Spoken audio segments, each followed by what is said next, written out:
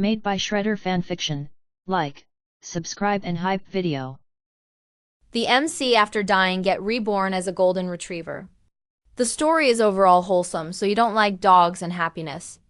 Then this fanfic is not for you. The golden retriever is a popular medium-large dog breed known for its friendly, intelligent, and affectionate nature, making it an excellent family companion and versatile working dog. The breed originated in the Scottish Highlands as a gun dog to retrieve waterfowl and game birds. Hazbin Hotel, reborn as a golden retriever. Chapter 1, The Warmth Beneath Fire. I felt the world slip out from under me. The blaring horn.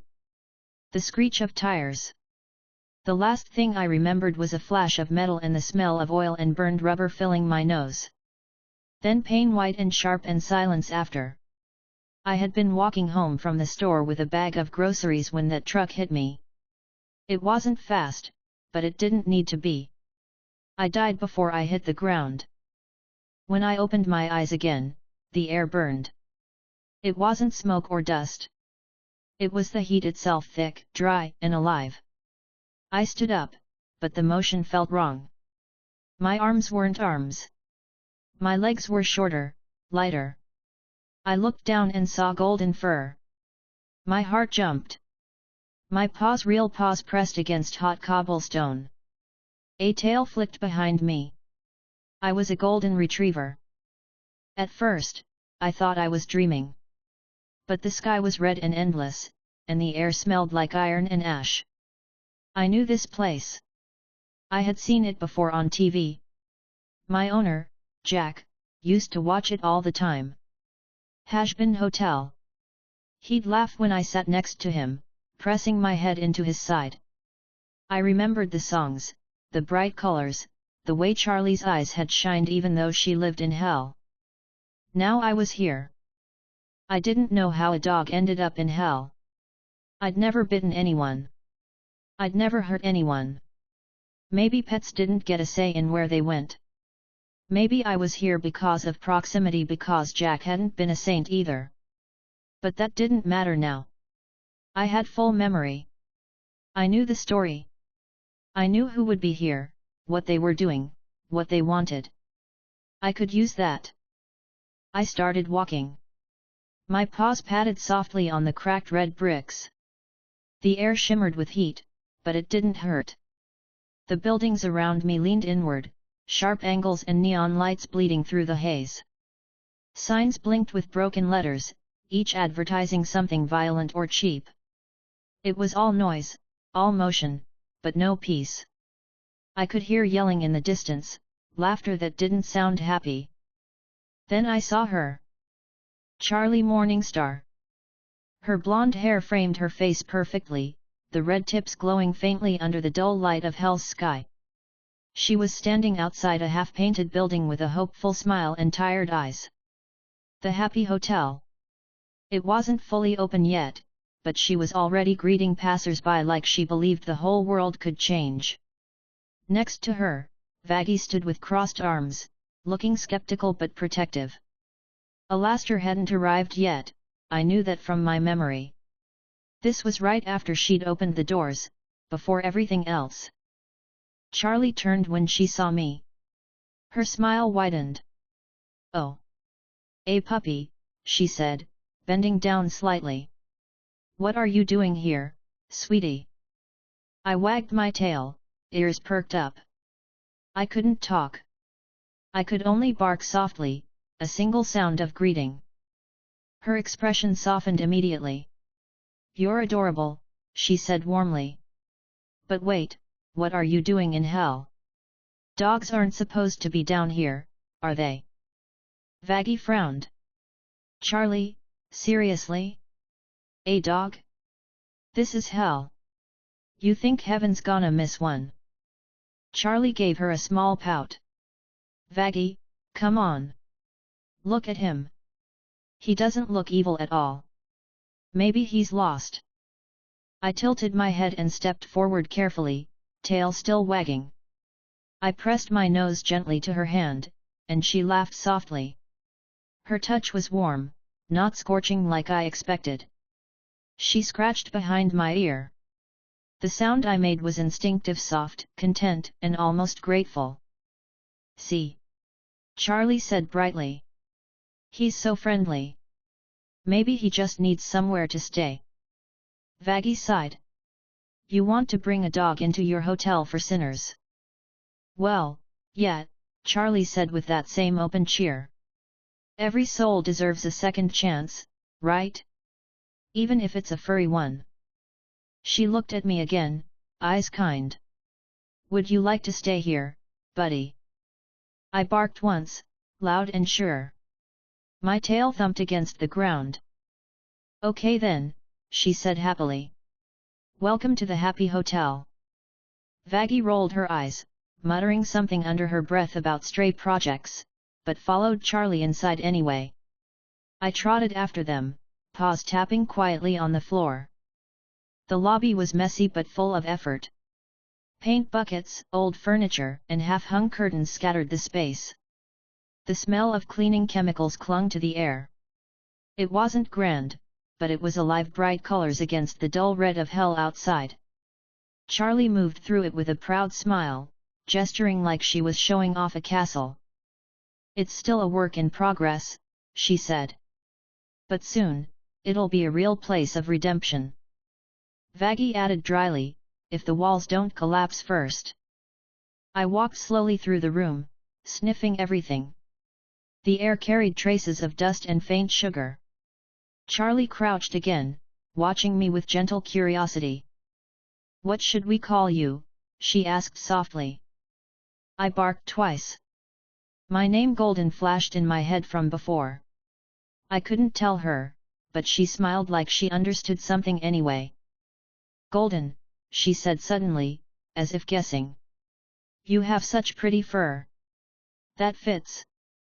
I wagged my tail again, heart lifting. It felt right. Golden it is, she said, standing up. Come on, Golden. Let me show you around. She led me through the rooms one by one. The kitchen smelled like burnt toast and cleaning spray. The bedrooms upstairs were still empty, but the sunlight filtering through cracked windows made the floor glow. I followed close behind her, staying near her legs. Every time she glanced back, she smiled. You're a calm one, she said. Most demons around here aren't exactly peaceful company. I pressed my head against her calf briefly, a quiet acknowledgement. I wasn't like them. I never would be. In my head, I ran through everything I remembered about this point in time. The hotel had just opened. No one believed in it. Charlie's hope was at its strongest, untested by the weight of failure. Vaggie was her anchor, always protective. Angel Dust hadn't moved in yet. Alastair's arrival was soon, but not yet. I had time. Charlie sat on the couch, dust puffing up as she landed. She patted the cushion next to her. Come on up, Golden. I jumped lightly and settled beside her. She started stroking my fur absently, eyes distant but bright. You know, maybe you're a sign, she said. A good one. This place needs all the positivity it can get. Vaggie scoffed from the doorway. A sign? He's just a dog, Charlie. Charlie looked over, unbothered. Yeah, but maybe he's a reminder. There's still innocence down here. Maybe not everything's lost. I leaned against her side, watching her face closely. She really believed that. That unshaken hope was what made her different. It wasn't naive. It was sincere. Time passed slowly. She talked to me while fixing small things in the room, tightening screws, straightening curtains, making notes on a clipboard. I followed her everywhere, listening. Her voice stayed upbeat even when she sighed. She spoke about how she wanted to help others find peace, even in hell. I already knew her plan, her struggles, her father's disapproval. But seeing her up close, before everything happened, made it real. Later, she brought a small bowl of water and set it on the floor. Here you go, Golden. Sorry, it's not exactly holy water, but it's clean. I drank gratefully. The water tasted metallic, but it was refreshing. Vaggie leaned against the wall, arms folded. You're really keeping him? Charlie nodded. Yet. He's harmless. And sweet. Besides, maybe having a pet around will help guests relax. Guests, Vaggie repeated skeptically. If they ever come. Charlie just smiled. They will. She always smiled like that, like the future was something she could reach if she just believed hard enough. That night, after she went upstairs, I stayed in the lobby. I lay near the door, eyes half closed but alert. The neon light from outside flickered through the windows, painting the room in uneven colors. I listened to the soft sounds of the hotel settling. The faint hum of pipes. The distant echo of laughter from somewhere far beyond. I was in hell. A golden retriever surrounded by demons and sinners. Yet, it didn't feel wrong. I had seen her through a screen before. Now I saw her for real, smiling, working, believing. I couldn't speak, but I could stay. I could help her in my own quiet way. She wouldn't know it, but I would keep her safe. When the lights dimmed, I closed my eyes. My tail twitched once before stilling. Tomorrow would bring the start of her plan, the interviews, the challenges, the disbelief of others. I remembered all of it. But for now, she was here, hopeful, and I was at her side. For the first time since dying, I didn't feel lost. Chapter 2, The hotel's first guest. The morning heat in hell didn't burn like fire. It pressed like heavy air, dry and still. When Charlie came down the stairs, her hair tied up and eyes shining with determination, I was already awake near the front desk. I'd stayed there all night, tail curled neatly against my side, half watching the empty door. Charlie smiled the moment she saw me. Good morning, Golden, she said brightly, rubbing my head as she passed. Ready for our first real guest? I wagged my tail once. I knew who it would be. Angel Dust. He'd be the first to stay here. I remembered the entire episode, the way he'd treat the hotel more like a joke than a place for redemption. But that was okay. I was here now. Maybe my presence would make things just slightly calmer. Vaggie walked down next, rubbing her eyes. I still can't believe you're keeping a dog here, she muttered. Charlie glanced at me with a small laugh. He's part of the family now. He makes this place feel more welcoming. Yeah, but this is hell, Vaggie said. People are gonna think you're weird for having him around. He doesn't even belong here. Charlie stopped and looked at her seriously. Well, he's here now. I don't make the rules of who shows up, Vaggie. Vaggie sighed. You kind of are trying to make new rules, though. I wagged my tail at them both. Vaggie gave me a reluctant look, her expression softening. You're lucky you're cute, she said under her breath before walking to the kitchen. Charlie crouched beside me again, straightening my collar. You're gonna help me greet guests today, okay? Sit here by the counter and look friendly. I sat. My tail brushed the floor quietly. It wasn't long before the door slammed open. The sound was loud enough to make me jump a little. Standing there, one hand on the frame, was a tall spider demon with pink and white fur, wearing his usual striped outfit and a grin that didn't look tired yet. Angel Dust. Well, ain't this a cute setup, he said, stepping inside. Didn't expect the Princess of Hell to be running a freakin' daycare. Charlie straightened, smiling despite the comment. Welcome to the Happy Hotel. You must be Angel Dust. He smirked. The one and only. Heard you were looking to reform some poor lost souls, so I figured I'd swing by. Place looks, clean. That's new. Then his eyes fell on me. He stopped, blinked once, and tilted his head.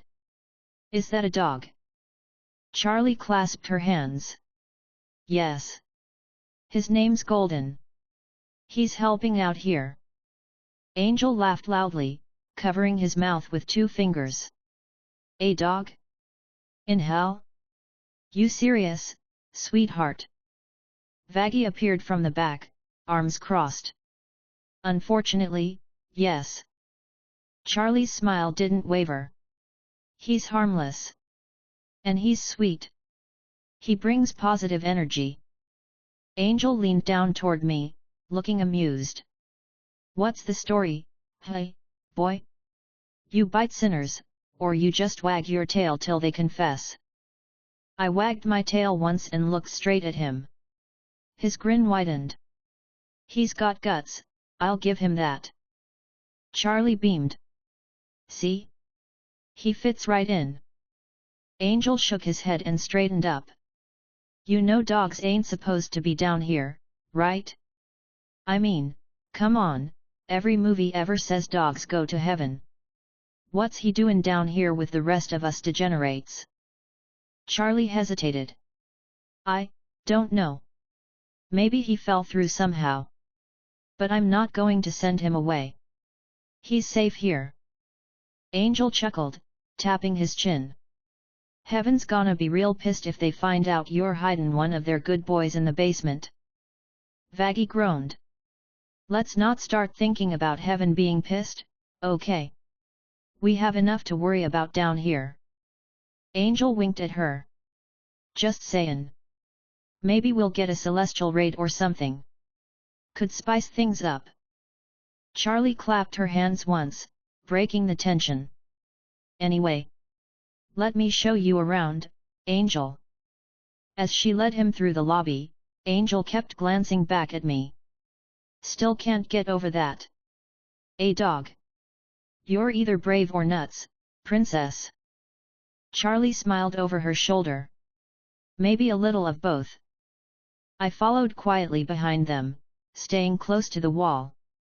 The air was filled with the faint buzz of neon signs outside. The building still smelled like fresh paint and detergent. Angel's boots clicked loudly on the floor. When they reached the main room, he flopped onto one of the couches, stretching his arms out. Cozy. Could use a bar, though. Vaggie muttered from behind the counter, You're not here to drink. He ignored her and turned to Charlie. So, how many guests you got so far? Or is it just me and Fido here?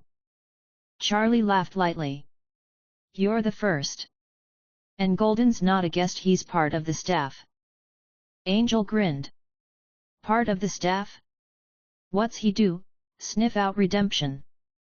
I tilted my head, and his grin softened just a little. All right. He's got a cute face.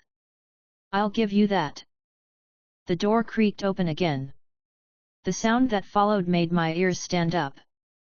A soft, cheerful hum, old-fashioned, smooth, and strange. I already knew who it was before I saw him. Alastair, the radio demon, stepped inside, his smile sharp and unchanging. The static of his presence filled the room like faint music. Why, hello there, he said, voice rising with cheerful amusement. What a delightfully quaint little establishment. Charlie straightened immediately, excitement clear on her face. Oh! Alastair! Welcome to the Happy Hotel. He tipped his hat, glancing around with eyes full of old amusement. It certainly looks optimistic. His gaze moved, settling briefly on me. His grin twitched. My.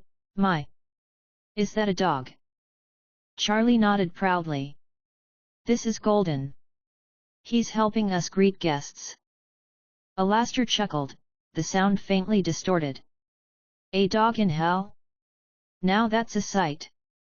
Though, I suppose all dogs go to heaven. He paused, the smile sharpening slightly. Except Chihuahuas, of course. Angel burst out laughing. You hear that, Goldie? Even the big guy knows his dog breeds. Charlie looked between them, still cheerful. He's a golden retriever, actually. Ah! Alastair said, snapping his fingers once. Then we can make an exception. A noble breed indeed. Loyal, gentle, and friendly.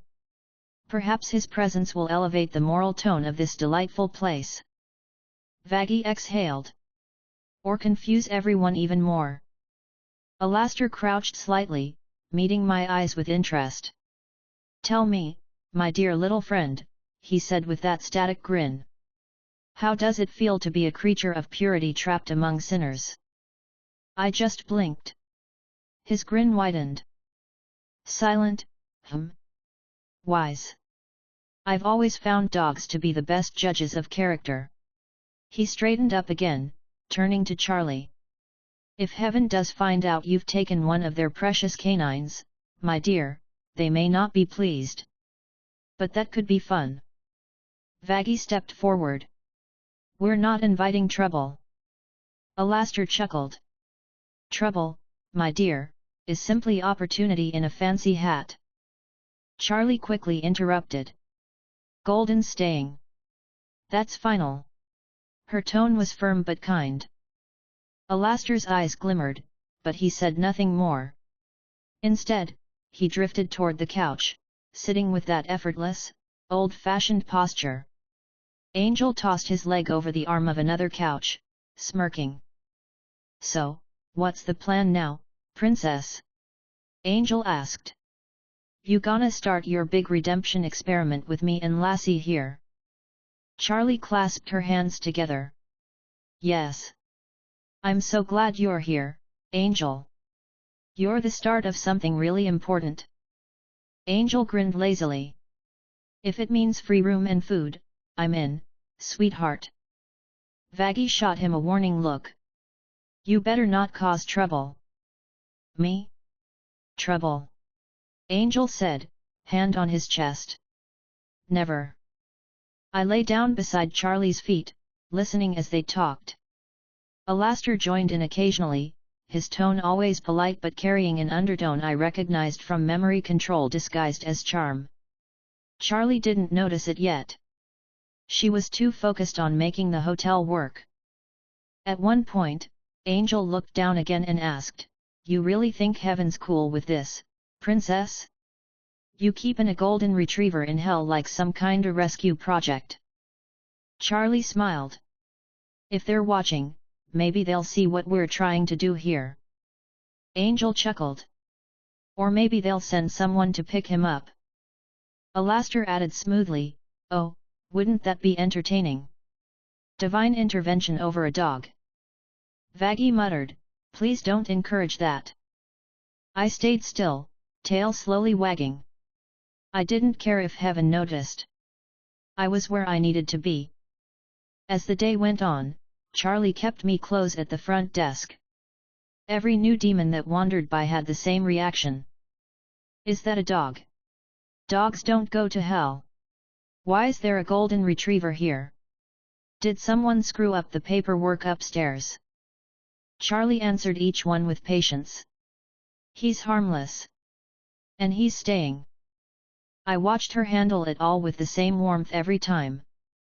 Even when people laughed, she didn't waver. She was proud to have me there.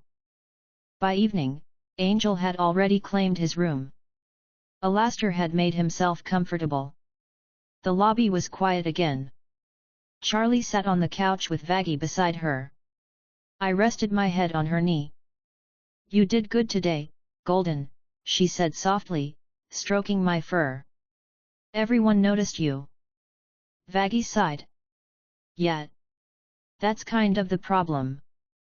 Charlie smiled, undeterred. They'll get used to him. Vaggie glanced at me, her voice softer. I hope heaven doesn't come knocking about it. Charlie's smile didn't fade. Then we'll deal with it. Together. I closed my eyes as she petted me again. The warmth of her hand was steady. The sound of the hotel settling filled the quiet room. The red glow from outside flickered against the walls. For now, this was home. Chapter 3, questions without end. The day after Angel Dust's arrival, the hotel felt louder than before. He was talking constantly, sometimes to himself, sometimes to anyone nearby, and sometimes just to fill the silence. The walls, still half-painted and smelling faintly of cleaner, carried every sound.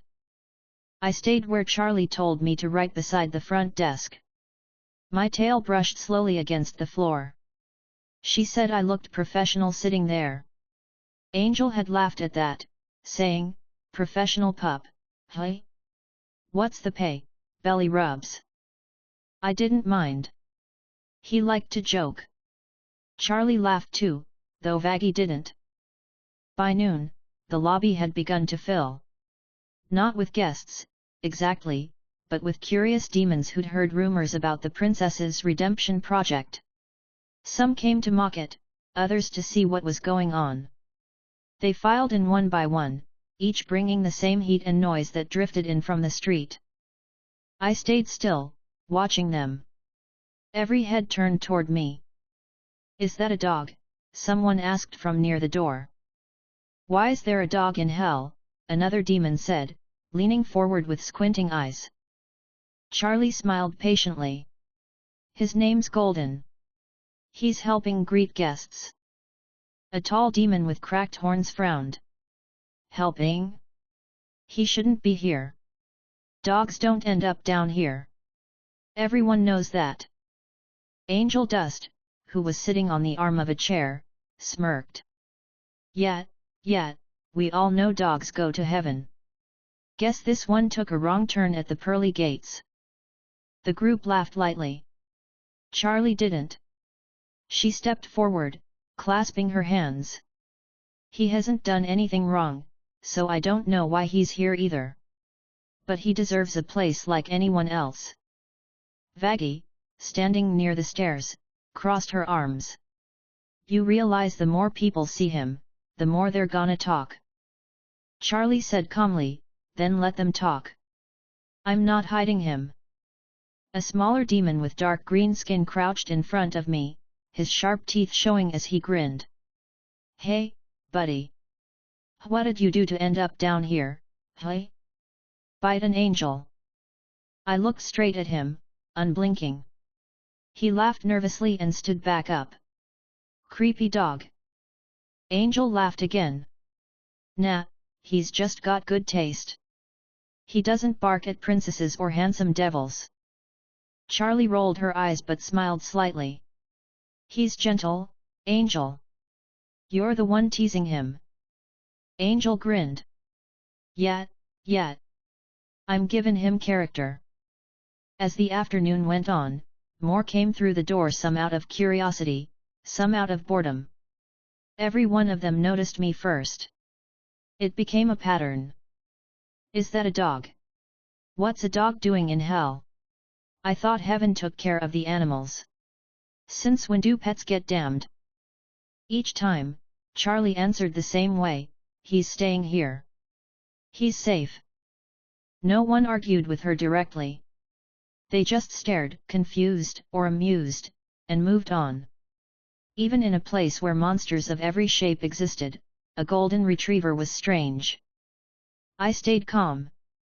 My tail wagged slightly whenever Charlie passed by. She always gave me a reassuring smile in return. Angel Dust eventually pulled up a chair next to me, leaning back with his boots on the counter. "All right, partner," he said, flicking imaginary dust off his sleeve. "Looks like you're my assistant today. You sit there and look cute, and I'll handle the paperwork." Charlie laughed from across the room. "He's not doing paperwork, Angel." "Fine," Angel said with a grin. "He can be moral support. He's good at sit and still." Vaggie muttered, "Better than you." Angel placed a hand over his chest dramatically. "Ouch. Harsh." He reached down and patted my head. "You're the only one around here who doesn't yell at me. I like you, Goldie." I stayed still. I didn't dislike him. He was loud, but not cruel. More demons came in throughout the day, and the same question repeated over and over. Why's there a dog in hell? Don't they belong upstairs? That thing's not dead, right? Each time, Charlie's patience stayed the same. She explained gently, or laughed softly, or ignored the question if it came with too much sarcasm. Vaggie stayed watchful, her tone clipped but protective. Angel joked through all of it. By evening, the crowd thinned. Charlie exhaled in relief and sank onto one of the couches. That was a good turnout, she said. Vaggie frowned. Good turnout for gossip, maybe. Everyone came to see him. Charlie smiled and glanced at me. Then maybe he's good luck. Angel stretched. Yeah, not bad for a mascot. We should get him a little name tag or something. Maybe a hat. Charlie laughed. A hat? Sure, Angel said. Like a little bellhop hat. Make him official. Vaggie pinched the bridge of her nose. You're not putting clothes on the dog. Angel shrugged. Fine, fine. But he's still our mascot. Charlie looked thoughtful. That's not a bad idea, actually. He makes the place look more inviting. Vaggie sighed. I can't believe this is what we're talking about. Alastair appeared then, as if summoned by the noise, his voice carrying that same static undertone. Well, what lively chatter. I see our establishment's popularity grows by the hour.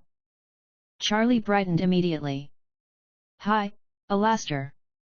Yes, more people came today. He noticed me at once. Ah, the hotel's golden guardian. Still greeting the lost, are we? Angel grinned. Guardian's a stretch. He mostly sits there and looks adorable. Alastair chuckled. Ah, but appearance is half the battle, my dear boy. A charming presence can soothe even the most unredeemable soul. He turned to Charlie. Tell me, my dear, how do you explain to our guests the presence of this heavenly creature among us sinners? Charlie answered simply, I tell them the truth. I don't know why he's here, but he deserves a home. Alastair's grin widened. Marvelous. You've even given hell its first paradox. A dog among the damned. How delightfully scandalous. Vaggie groaned quietly. You're enjoying this too much. He tilted his head slightly. Naturally. It's not every day one sees heaven's favorite pet sharing space with the worst of us. Angel laughed. You hear that, Goldie? You're heaven's favorite. Guess that makes you the best one here. I wagged my tail once. Angel chuckled and reached down to pat my head again. Yeah, you like that, hey? Charlie smiled warmly at the sight. He really likes you. Angel grinned back. Who doesn't? Later, when the crowd had left and the noise faded, Charlie set a bowl of water near my paws and sat beside me on the floor. You did really well today, Golden, she said softly. Everyone was curious about you. I leaned my head against her knee. Her laugh was quiet but full. You're probably wondering what all the fuss is about, hey? Vaggie sat on the couch, arms still crossed. It's just weird, Charlie. Every sinner who walked in today knows the same thing: dogs don't end up here. Even the worst ones. If heaven finds out, it could be trouble. Charlie nodded slowly. I know. But I'm not sending him away. He's safe here. Alastair, sitting in an armchair nearby, spoke without looking up. Trouble, my dear, is often the seed of change. Let them wonder. Curiosity keeps people interested. Vaggie looked unimpressed. You'd say that? Angel, sprawled across another couch, yawned. If heaven's gonna come down over one puppy, they need better hobbies. Charlie laughed lightly. Maybe they just have high standards. Angel smirked. 4 dogs? Guess we all failed the entry exam. Charlie shook her head, smiling. All right, everyone. Let's call it a night. She stood and patted her knees. Come on, Golden. Time to rest. I followed her quietly to the corner near the stairs, where she'd laid down a soft blanket for me. The floor was still warm from the day's heat. She crouched to stroke my fur once more. You're doing great, she said softly. Everyone's noticing the hotel now. You're helping more than you know. I watched her stand and walk upstairs. Her steps were light, but I could see the wear in her shoulders. Angel passed by on his way to his room, whistling. Night, Goldie. Try not to bark at ghosts. Vaggie followed after, muttering something about one day of peace. Only Alastair remained in the lobby, standing by the window, his reflection sharp in the dim red light. He looked over his shoulder once, his grin as steady as always. Sleep well, little guardian. Tomorrow, more eyes will come. Let us see how many questions one small dog can raise. He turned away then, humming softly as he vanished into the hallway. The lights dimmed. The sounds outside faded to a distant hum. I curled up on the blanket and closed my eyes. My paws twitched once as I drifted, listening to the faint echoes of their voices above. For all the questions they asked, I didn't have an answer. But I knew this was where I needed to be. Chapter 4, A Walk Through the City. Morning in hell started the same way every time, red light bleeding through the windows and faint sounds of chaos echoing in the distance. Charlie had left early to meet someone about supplies, and Vaggie was upstairs fixing a leak. Angel Dust was still asleep, sprawled over his bed like he'd fought a war in his dreams. I stretched and shook out my fur. The hotel was quiet, too quiet for me to sit still. I watched the door for a long minute. It wasn't locked. Charlie trusted me. She'd probably think a small walk was fine. The streets were rough, but I knew them. I knew where I was, who ruled where, and how to stay unseen. I pushed the door open with my head and stepped outside. The air was thick and dry. The faint hum of the city buzzed around me, distant engines, laughter, shouting, the occasional scream that no one stopped for. My paws hit the pavement softly. I walked slowly, tail low but steady. The buildings leaned over me like crooked teeth, glowing with neon signs for clubs and dens. Small demons passed me by without looking twice. A few stared, whispering when they saw me, but no one stopped. I wandered for a while, following the smell of oil and heat. My collar clicked faintly with each step. I reached the main street before I noticed two figures walking toward me.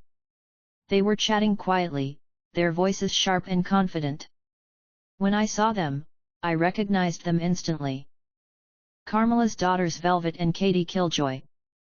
They were younger looking than most demons, dressed like they belonged on magazine covers. Velvet, with her black hair cut in that perfect half-shaved style, was scrolling through her phone as she walked, gum popping in her mouth. Katie walked beside her, wings folded neatly against her back, her sharp eyes scanning everything around them. I froze for a second. My mind ran through what I remembered. Carmilla Carnaline, one of the overlords. Dangerous, respected, feared. Her daughters weren't as powerful, but they were connected. Charlie hadn't met them yet. This was early, long before any official contact between them. Velvet looked up from her phone first. Her eyes landed on me immediately. "Oh my God," she said, stopping mid-step. "Is that a dog?" Katie turned, eyebrows raised. "A dog? Here." I stopped walking. My tail flicked once behind me. Velvet's eyes widened. "He's so cute. What's he doing in the streets? There aren't dogs in hell." Katie stepped closer carefully, heels clicking on the pavement.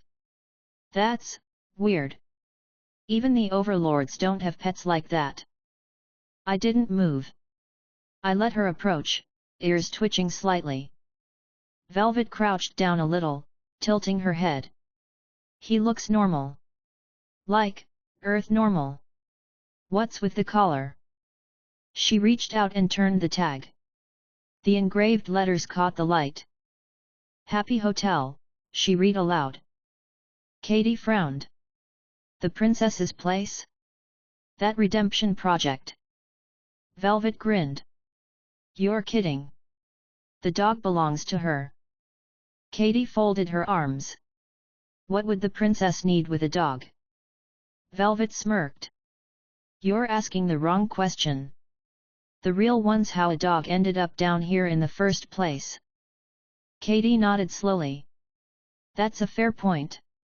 Even the worst humans who come here remember that dogs don't end up in hell. Velvet poked my side gently. You lost, boy. You don't look like you belong out here. I wagged my tail once. She smiled wider. Ah, he's friendly.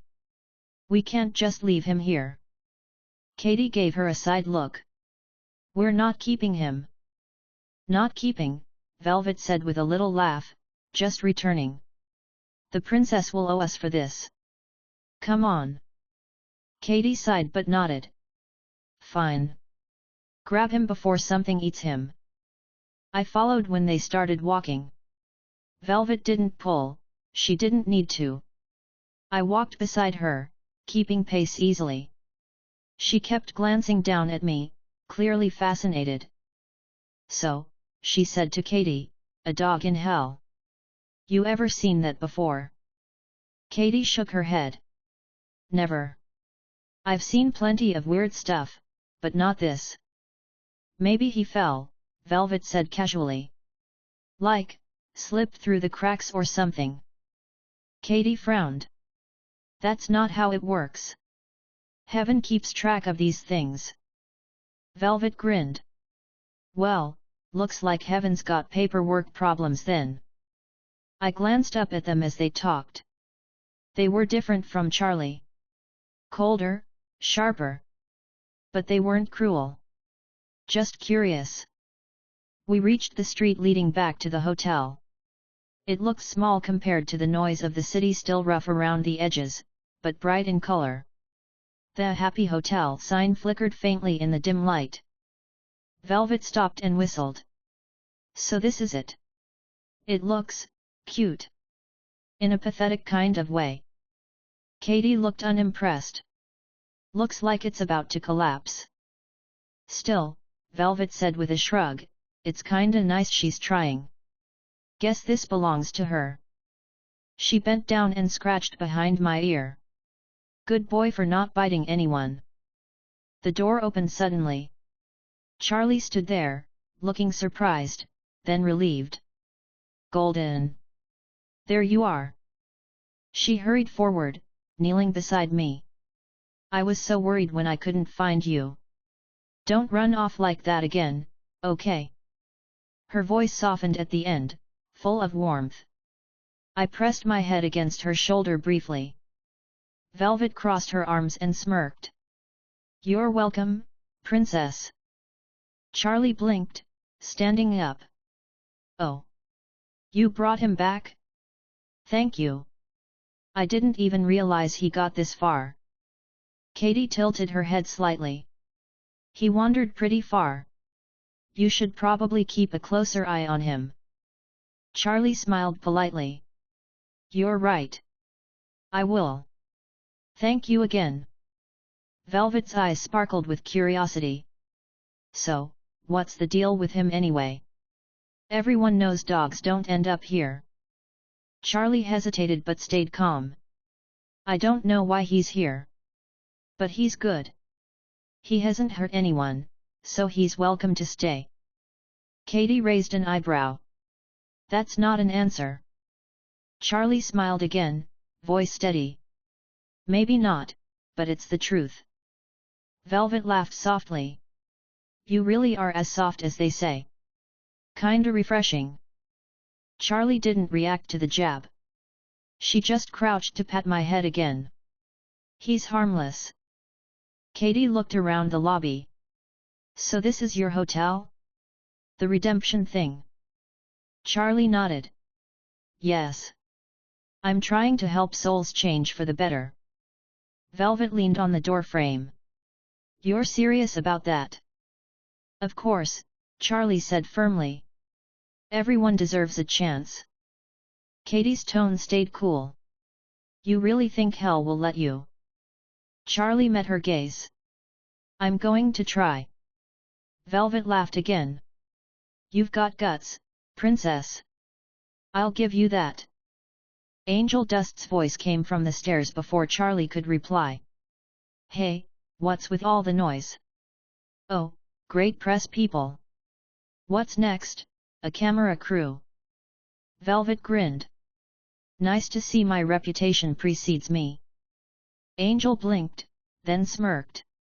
Oh, it's you. The influencer chick. Guess even the famous ones wanna check out the freak show. Velvet laughed. I heard there was a dog. Thought I'd see it myself. Angel gestured toward me dramatically. Here he is. Goldie, the miracle mutt of hell. Velvet giggled. He's adorable. Katie looked at Angel. So you really let him stay here? Angel shrugged. Not my call. Princess says he's part of the team, so I guess that makes him management. Vaggie came down next, rubbing her forehead.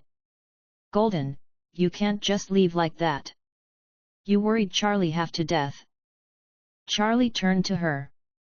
It's okay, Vaggie. He's back now. Velvet glanced at both of them.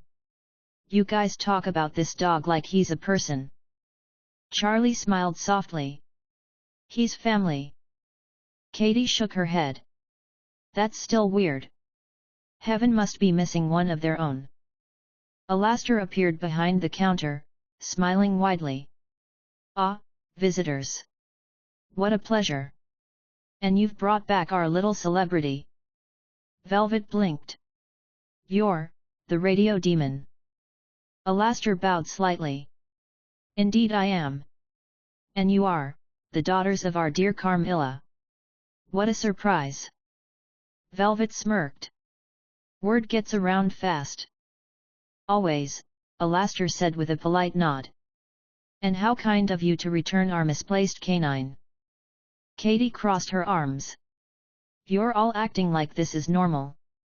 It's not. You know that, right? Alastair chuckled lightly. Normal is a matter of perspective, my dear. Vaggie muttered under her breath, I hate it when he says stuff like that. Charlie stepped forward again. Thank you both for bringing him back. Really? Velvet waved a hand. Don't mention it. Just keep him out of traffic. Katie gave a curt nod. We'll tell our mother you're keeping animals now. That'll be a fun conversation. Charlie's smile didn't fade. That's all right. She's welcome to visit if she wants to see him. Velvet laughed. Careful what you wish for. They turned to leave. Velvet bent down one last time to pat my head. Stay out of trouble, Golden. I wagged my tail once. When the door closed behind them, the lobby went quiet again. Charlie exhaled softly and turned to me. You really can't go wandering off like that, she said. This city isn't safe. I looked up at her, ears low. She smiled faintly and rubbed my head again. It's okay. Just don't scare me like that again, okay? Angel Dust leaned on the railing. See? You're famous already. Maybe next time you'll get your own billboard. Vaggie sighed. Or we'll get another dozen demons asking why there's a dog in hell. Charlie laughed lightly. I think we're already past that point. Alastair chuckled, his voice warm and steady. Indeed we are. But it certainly keeps things interesting. Charlie crouched down again, her expression soft. I'm glad you're back. I pressed my head against her arm. Her touch was gentle. The hotel, noisy as it could be, felt steady again. Chapter 5, A Call to the King. The morning started quietly. Charlie was sitting at the counter, humming to herself while scrolling through her phone. Her breakfast sat untouched beside her. Vaggie was nearby, reading over a list of supplies they still needed for the hotel. The sound of angel dust's singing leaked faintly from upstairs. I lay on the floor near Charlie's chair, watching the small screen light up her face.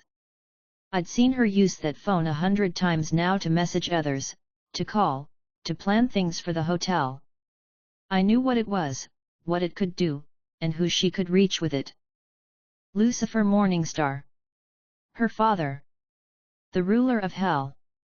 I remembered every detail about him from my old life watching Hazbin Hotel. His charm, his playfulness, the way he hid worry behind a grin. He was my favorite. Every scene he was in had energy. I wanted to meet him. To see him up close, not through a screen or second-hand from memory. Charlie had mentioned once that she still talked to him sometimes. The phone could reach him. I just needed to press the right name. When she stood up to grab something from the kitchen, she left the phone on the counter. I looked around.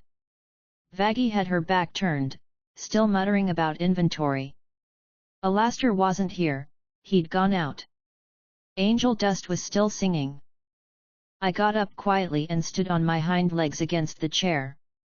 My paws pressed awkwardly against the counter. The phone slipped once, and I caught it with my teeth before it fell. I set it gently on the floor. The screen glowed faintly. I tapped it with my nose. The contact list opened. It didn't take long to find the name Dad. I pressed it. The phone rang. Vaggie turned slightly. Charlie, your phone's ringing. Charlie's voice came faintly from the kitchen. I didn't call anyone. Before she came back, I barked once, short, bright, and clear. The sound startled Vaggie, but she didn't notice the phone on the floor. She frowned. Golden, what's gotten into you? The ringing stopped. The call had connected. A familiar voice came through the speaker, smooth and cheerful. Charlie? Sweetheart? You called me this early, everything all right? I barked again, twice this time. A pause. Then confusion. Charlie? Is that you? Are you okay? I barked again, trying to sound friendly. Is this a dog? The voice said slowly. Why is there a dog answering your phone? I wagged my tail. I could almost picture his expression, amused but confused. All right, Lucifer said, his tone shifting slightly. If you're not playing a prank, something might be wrong. I'll come over right now. The line went silent. I tilted my head, satisfied. I'd done it. Then Charlie came back, holding a cup of coffee. Vaggie, did you hear my phone ring? Yeah, Vaggie said without looking up. Golden barked at it. Probably scared the caller off. Charlie laughed lightly. Oh, you silly thing. She bent down to pick up the phone, then froze. Wait. Why is there a call to Dad? Vaggie looked up sharply. You called Lucifer. Charlie blinked, eyes wide. I didn't. She looked down at me. Golden, did you? Before she could finish, the ground vibrated faintly. The air shimmered, and a bright flash filled the lobby. Lucifer Morningstar appeared in the doorway, tall and radiant in his white and gold suit, his cane glinting in his hand. His smile was easy but curious. Charlie, sweetheart, he called cheerfully, stepping inside. You called, but when I answered, all I heard was barking. Are you all right? He stopped mid-step when he saw me sitting on the floor beside her. His eyes blinked once, then again. Well, he said, lowering his cane slightly. That explains the barking. But what in the blazes is a dog doing in hell? Vaggie groaned softly. Here we go again. Charlie looked nervous but happy to see him. Dad. It's good to see you. Lucifer turned his head slightly toward her, smiling warmly. It's good to see you too, sweetheart, but I'd appreciate an explanation before I start thinking the animal kingdom's breaking the rules. Charlie crouched and placed a gentle hand on my back. This is Golden. He's harmless. I found him not long ago. He's been staying here with us.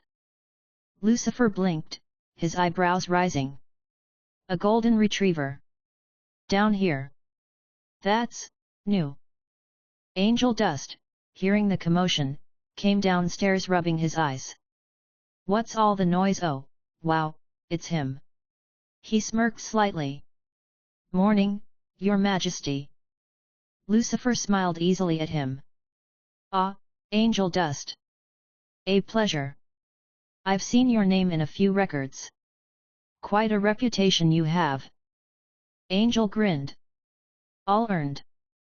Lucifer chuckled before looking back at me. But back to the real mystery, why is there a golden retriever in hell? Everyone knows dogs don't end up here. Vaggie muttered, you're about the 100th person to ask that. Lucifer ignored her for the moment, crouching down slightly to get a better look at me. His eyes were sharp but kind. Well, aren't you something? You don't look like a demon's pet. You look pure. Strange. I wagged my tail once. He chuckled softly. Charlie said gently, I don't know how he got here, Dad. He just showed up. He's never hurt anyone, and he's so kind. I couldn't turn him away. Lucifer tilted his head slightly, expression softening. You always were too kind for this place, Charlie. He smiled. I can't say I blame you, though. He is adorable. Angel leaned against the railing, amused. Told you, the whole place loves him. He's like our emotional support mascot. Lucifer laughed lightly. A mascot? Well, if the Prince of Hell approves of dogs, I suppose I can't argue.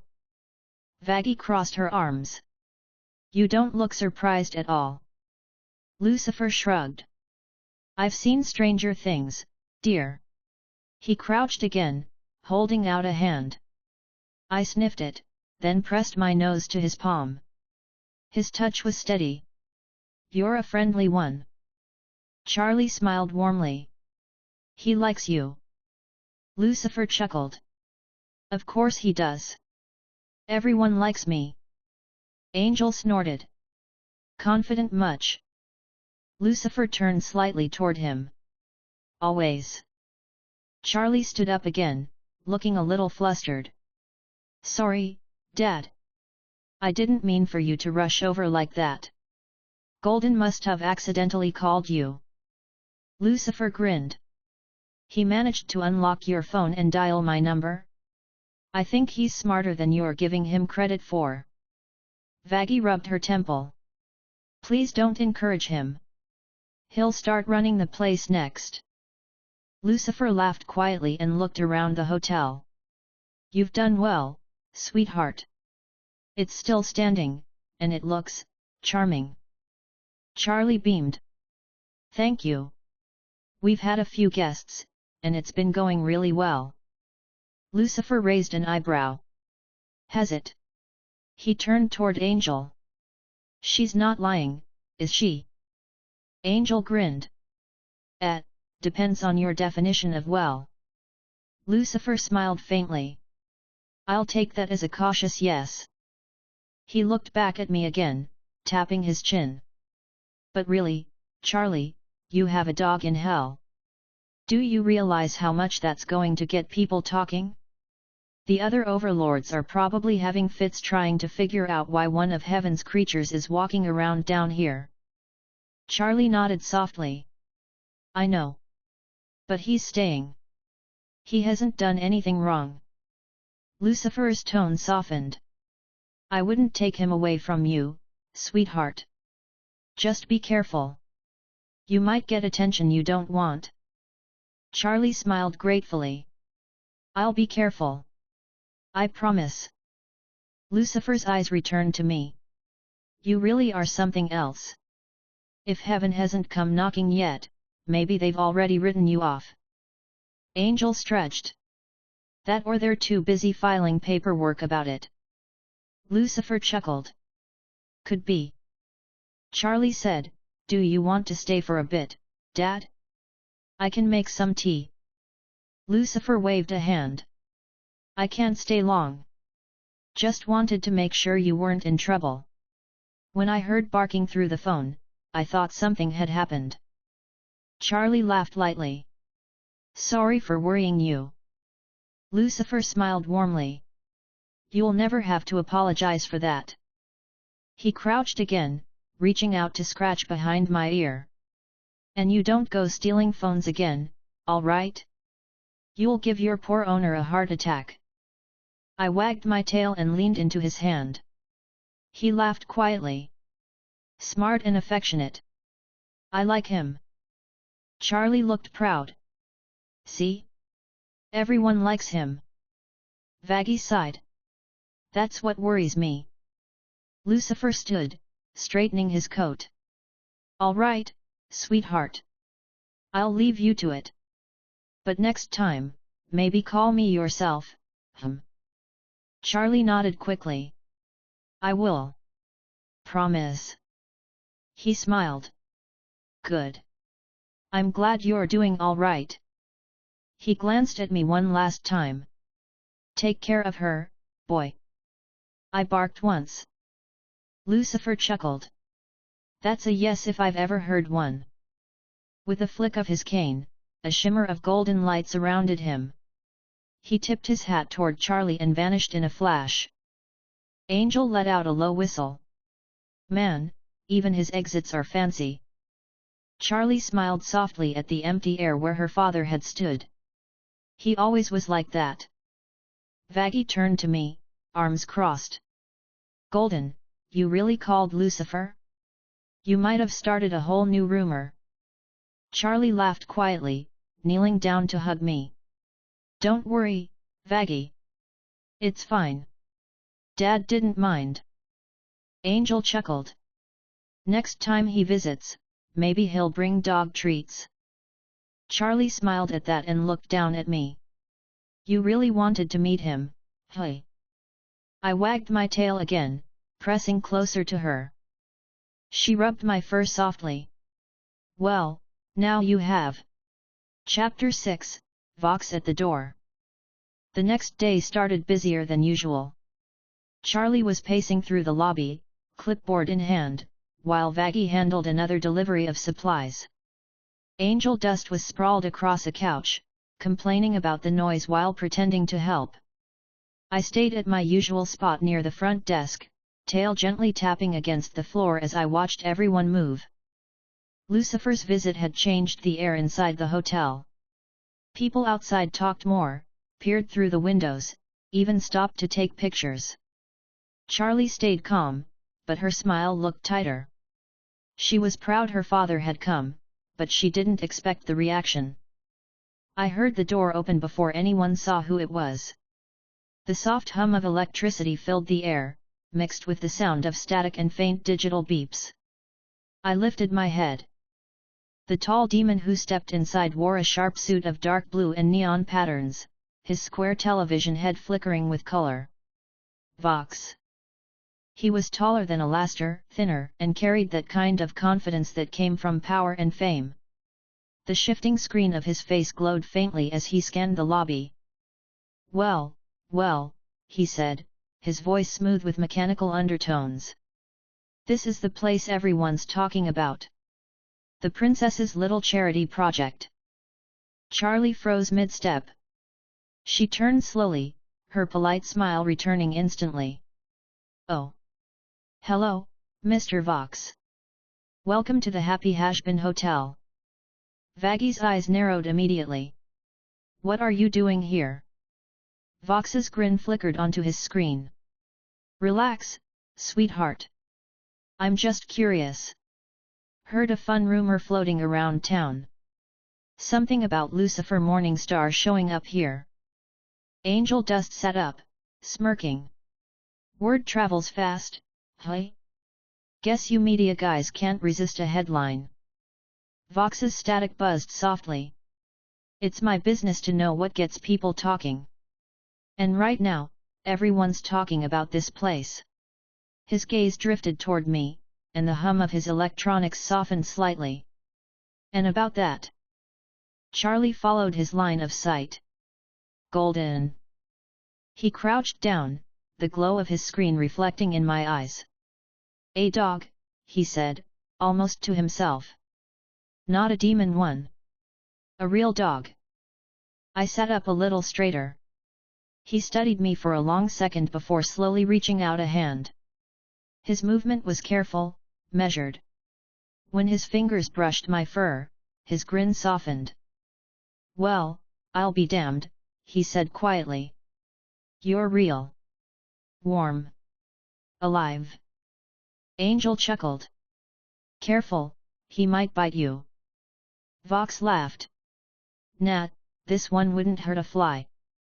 Would you, pup? I wagged my tail once.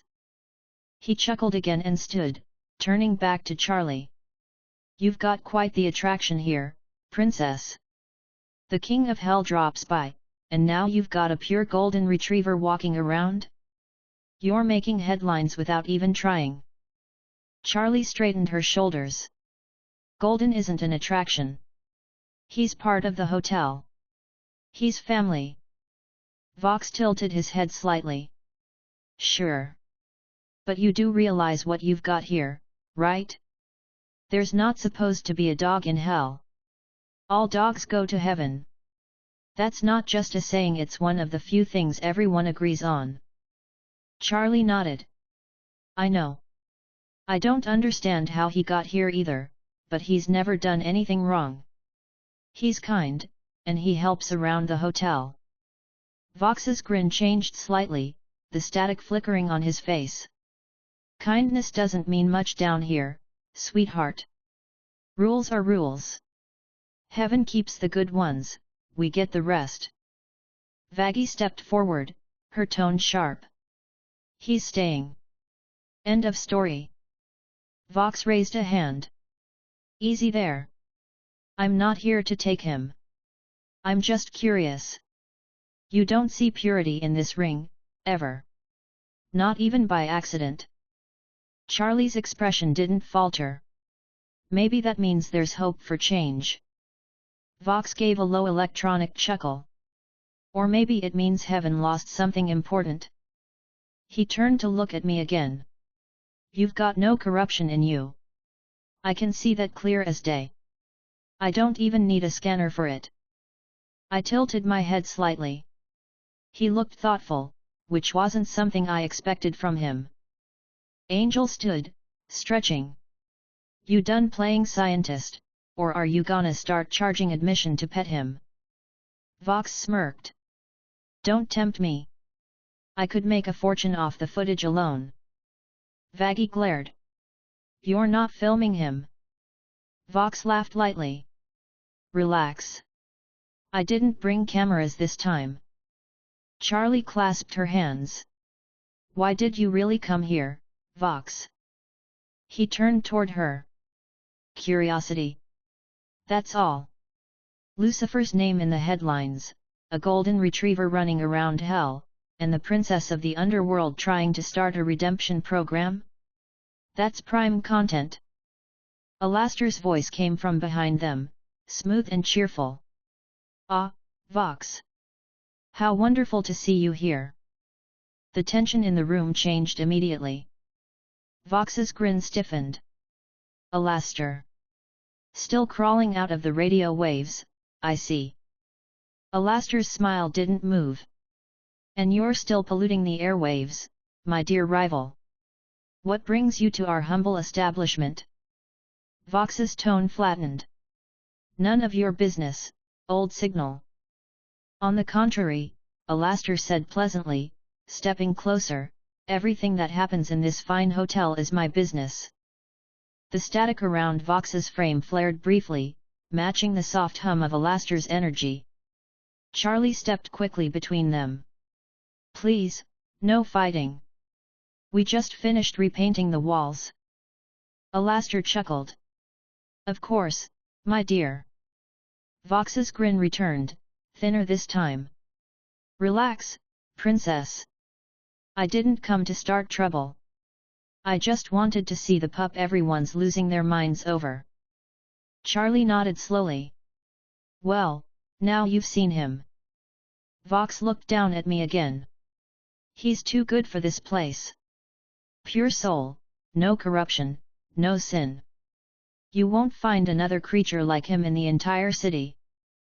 Charlie smiled gently. That's why he belongs here. Maybe he's a sign things can change. Vox's screen flickered to static for a second before he laughed softly. You really believe that, don't you? You're just like your dad. Charlie's eyes widened slightly. You know my father. Vox smirked. Everyone knows Lucifer. Hard not to when he strolls through the city after centuries of keeping to himself. Half the network's still replaying the footage of him walking into your lobby. You've got quite the PR storm on your hands. Vaggie sighed. Great. Vox gestured lazily toward me. And this little guy's the cherry on top.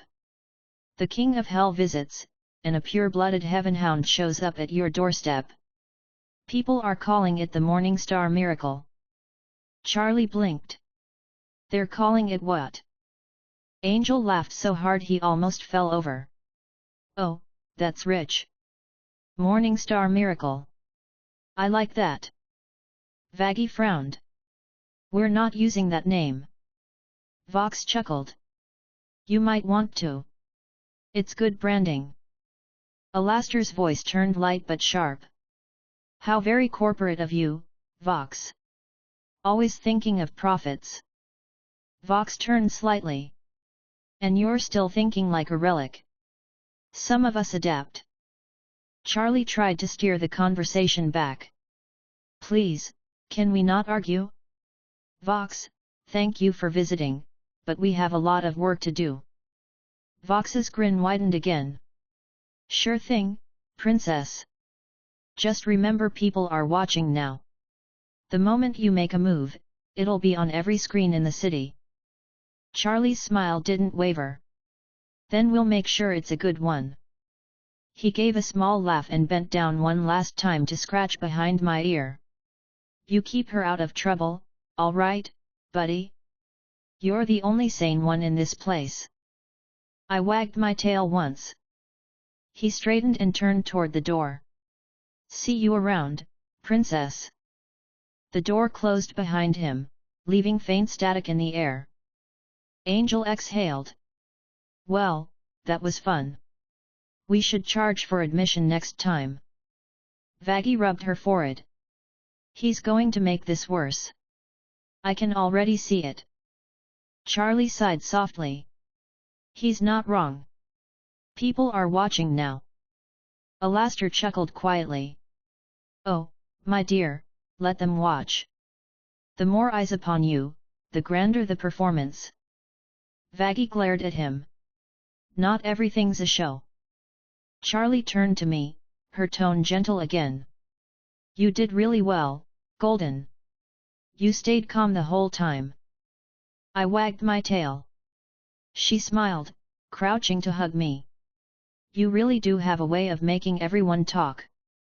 Angel grinned. Yeah, he's like a walking PR machine. Maybe we should get him his own talk show. Vaggie muttered, don't give Vox any ideas. Charlie laughed quietly, patting my head. No more visitors for today. Let's just enjoy the quiet while it lasts. The hotel settled again as she stood, the hum of Vox's static fading completely. Outside, faint voices still echoed from the street, people talking about the princess, her hotel, and the strange golden dog that heaven forgot. Chapter 7, The Stairs to Heaven. Charlie barely slept. The night after Vox's visit, she stayed up pacing the hallways, her clipboard clutched to her chest, muttering through lines of a speech no one else could hear. The hotel was quiet except for her soft steps and angels snoring somewhere upstairs. When morning came, she was already dressed, hair tied back neatly, her usual red jacket pressed clean. I followed her to the lobby, watching as she double-checked her notes again and again. Vaggie joined her soon after, eyes half-lidded from lack of rest. "You're really doing this?" she asked quietly. Charlie nodded quickly. "Yes. If I wait for heaven to notice, they'll just keep laughing. I need to go to them myself." Vaggie rubbed her forehead. "You know how dangerous that is." "I know," Charlie said. "But it's the only way. I have to show them we're serious." Alastair stood near the corner, amused. "How ambitious of you. A visit to heaven now, there's something I haven't seen in ages." Charlie gave him a small smile. "We'll be back soon. I just need them to listen." Vaggie sighed. "All right. But I'm coming with you. You're not going up there alone." Charlie looked down at me and smiled. "Golden's coming too." Vaggie frowned. "You're taking the dog to heaven." Charlie crouched, scratching behind my ears. "He's behaved better than half the people I know. And maybe seeing him will help them understand what I mean about goodness still existing down here." Vaggie opened her mouth to argue, then stopped. "Fine," she said, hands on her hips. "But if anything goes wrong, we're leaving." Charlie stood and nodded firmly. "Deal." The sky above the Pride Ring shimmered faintly that afternoon. Charlie stood outside with Vaggie beside her, a faint golden portal opening in front of them. It looked solid, like a glass gate hanging in midair. "This is it," Charlie said softly. Vaggie took a deep breath. "Once we go through, there's no taking it back." Charlie looked at her, then at me. "Ready, Golden?" I barked once. She smiled. "Okay. Let's go." They stepped forward together. The sensation was strange, warm light surrounding us, a faint hum in the air, the weight of hell's heat replaced by something clearer and lighter.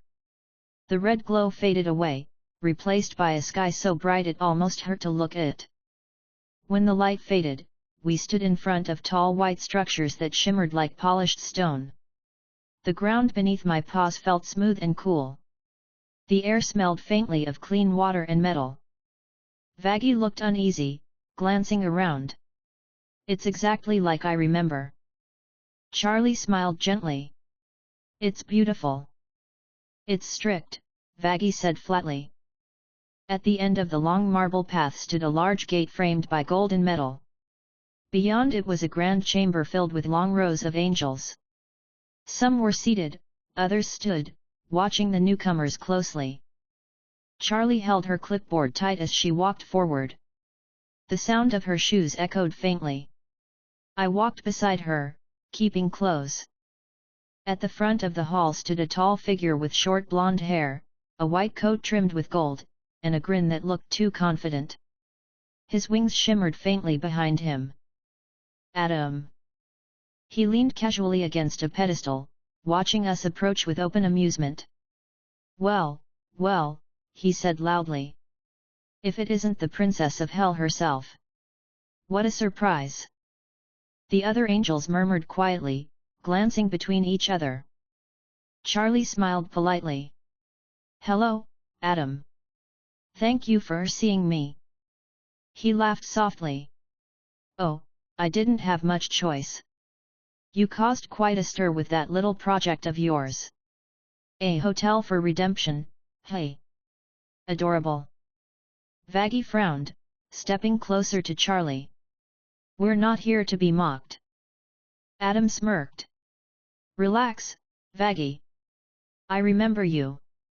You were one of ours once, right?" Vaggie's expression tightened, but she didn't answer. Adam waved a hand. "Anyway, let's get to the fun part. His eyes drifted downward and stopped when they landed on me. His grin froze for a second. Hold up, he said suddenly, pointing. What the hell, no pun intended, is that? Charlie blinked. Oh, this is Golden, she said quickly. He's my dog, well, the hotel's dog. Adam tilted his head slowly. That's a dog. Like, a real, actual, purebred dog. Yes, Charlie said. He's been living at the hotel with us. Adam's grin twisted into confusion.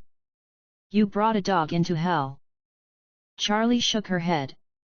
No, he was already there when I found him. Adam blinked once, then laughed aloud, sharp sound that echoed off the walls. You're kidding, right? You expect me to believe a dog ended up in hell? Charlie smiled nervously. I know it sounds strange, but he's harmless. He's good. Everyone loves him. Adam looked genuinely puzzled for a moment. All dogs go to heaven. Everyone knows that. It's one of the few universal laws we actually stick to. Charlie crouched slightly and stroked my head. I don't know how it happened, but he's there. Maybe he fell through by mistake. Adam shook his head, still laughing under his breath. You're unbelievable. You come all the way up here to pitch this crazy redemption idea and you bring a literal symbol of heaven's innocence as your prop. Vaggy's tone sharpened. He's not a prop. Adam ignored her and leaned forward. You know what this looks like? It looks like you're trying to make a point you don't even understand. Charlie stood straight, keeping her voice calm. I'm not trying to prove anything with him. I just wanted you to see that goodness can survive even in hell. He's proof. Adam smirked. He's proof that heaven made a clerical error. Charlie's tone didn't waver. He's proof that change is possible.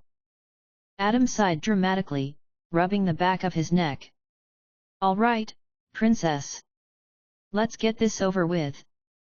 You said you wanted to pitch your little redemption program. Go ahead. Enlighten us. Charlie's eyes brightened slightly. She stepped forward, pulling out her clipboard. Thank you. My proposal is simple. Instead of the yearly exterminations, I want to give sinners a chance to earn forgiveness through rehabilitation.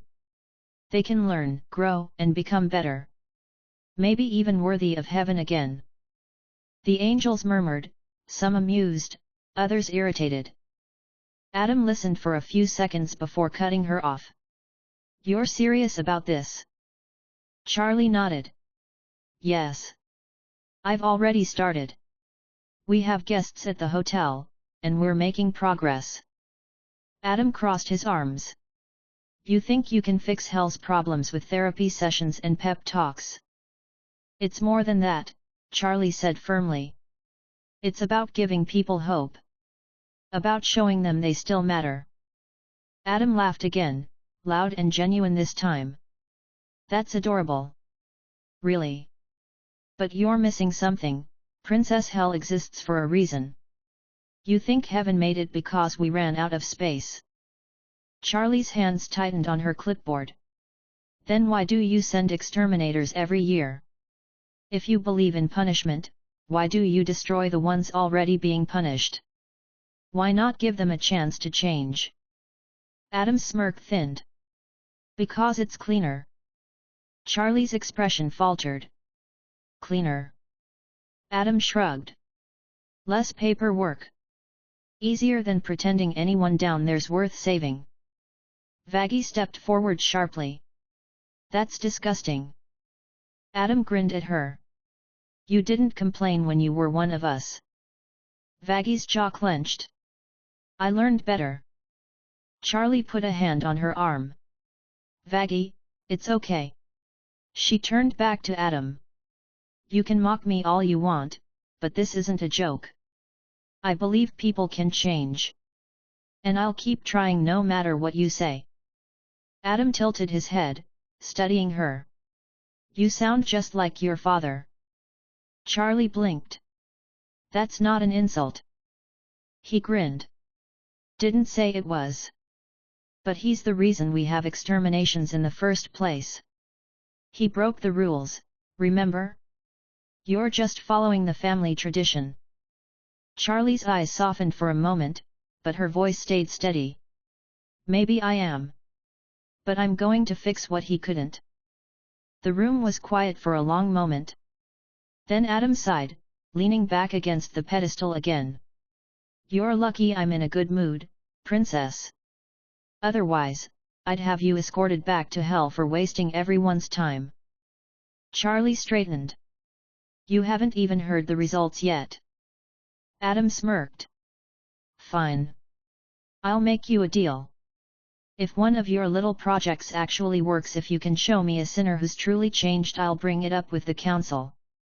Until then, stick to your little hotel. Charlie hesitated. So you'll consider it? I said I'd bring it up, he said lazily. Don't get your hopes up. Vaggie muttered something under her breath. Adam looked down at me again, his grin returning. And for the record, you should probably send that dog back upstairs. Heaven's gonna want their property returned. Charlie shook her head. He's not property. He's part of the hotel now. Adam laughed. Suit yourself. Just don't cry when the gate closes on him next time. Charlie looked down at me and smiled softly. We'll be fine. Adam waved his hand dismissively. Meeting adjourned. You can find your own way out. As we turned to leave, Charlie's steps were light but steady. She didn't look angry, just resolved. Vaggie walked close behind her, still glaring at the angels lining the hall. When the portal reopened and the bright light surrounded us again, Charlie glanced down at me and whispered, "We'll prove him wrong, Golden. I promise." I wagged my tail once. Chapter 8, Proof of Redemption.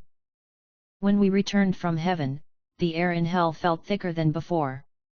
The red haze hung low over Pentagram City, and the noise from the streets seemed louder than usual.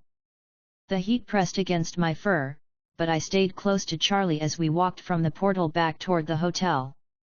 She was quiet, her hands gripping the edges of her clipboard until her knuckles turned pale. Vaggie walked beside her, jaw tight. He was a jerk, she said finally, voice low but sharp. You stayed calm the whole time, and he still laughed at you. Charlie smiled faintly, but it didn't reach her eyes. I knew it wouldn't be easy. Easy? Vaggie repeated. He basically told you your whole plan's a joke. You don't call that frustrating? Charlie stopped walking for a moment. It's frustrating, she said quietly. But it's not the end. We just have to show them. Vaggie sighed, brushing hair from her face. You really think proof will change their minds? Charlie nodded. They said if we could show progress, they'd consider it. So we'll show them. Her voice carried no anger, just certainty. She started walking again, faster this time. I followed close behind, paws clicking lightly against the pavement. I could tell she was trying to hold herself together. Her shoulders were stiff, and every few steps her hand went to her hair, smoothing it down only for it to spring back up again. When the hotel came into view, Angel Dust was sitting on the front steps smoking. He looked up at us, flicking ash onto the ground. Hey, look who's back from vacation, he called. How was heaven, princess? They roll out the red carpet. Charlie gave him a small tired smile. They heard me out. Angel arched a brow. And? She hesitated. They didn't take it seriously, yet. But they said if we can prove redemption's possible, they'll consider it. Angel let out a laugh. Consider it? Wow! That's generous of him. Vaggie glared at him. Angel! He held up his hands. Hey, I'm just saying. Heaven doesn't exactly have a good track record with being open-minded. Charlie stepped past him into the lobby. Then we'll give them something they can't ignore. Angel blinked. You're serious? She smiled at him. When am I not? He laughed softly and followed us inside. All right, fine. What's the plan, boss lady? Inside, the hotel looked the same as when we left, paint half done on one wall, a mop leaning against the counter, the faint scent of cleaning solution in the air. Alastair appeared almost immediately, his grin fixed as always. Welcome back, he said brightly. I trust your little trip to heaven was productive. Charlie smiled politely. It was a start. Vaggie muttered something under her breath that sounded like barely. Alastair tilted his head, amused. Ah, so it went that well. I can only imagine how delightful those angels must be. Charlie set her clipboard down on the counter. We have work to do. Alastair's smile didn't fade. Indeed we do. Do tell, my dear, what grand endeavor do you have in mind this time? Charlie's tone was steady. We're going to prove that redemption works. Adam said he'd take it seriously if we showed results. So that's what we're going to do. Angel raised an eyebrow. You sure he wasn't just blowing smoke? Charlie looked at him. It doesn't matter. If we show them it can work, they can't deny it. Vaggie crossed her arms.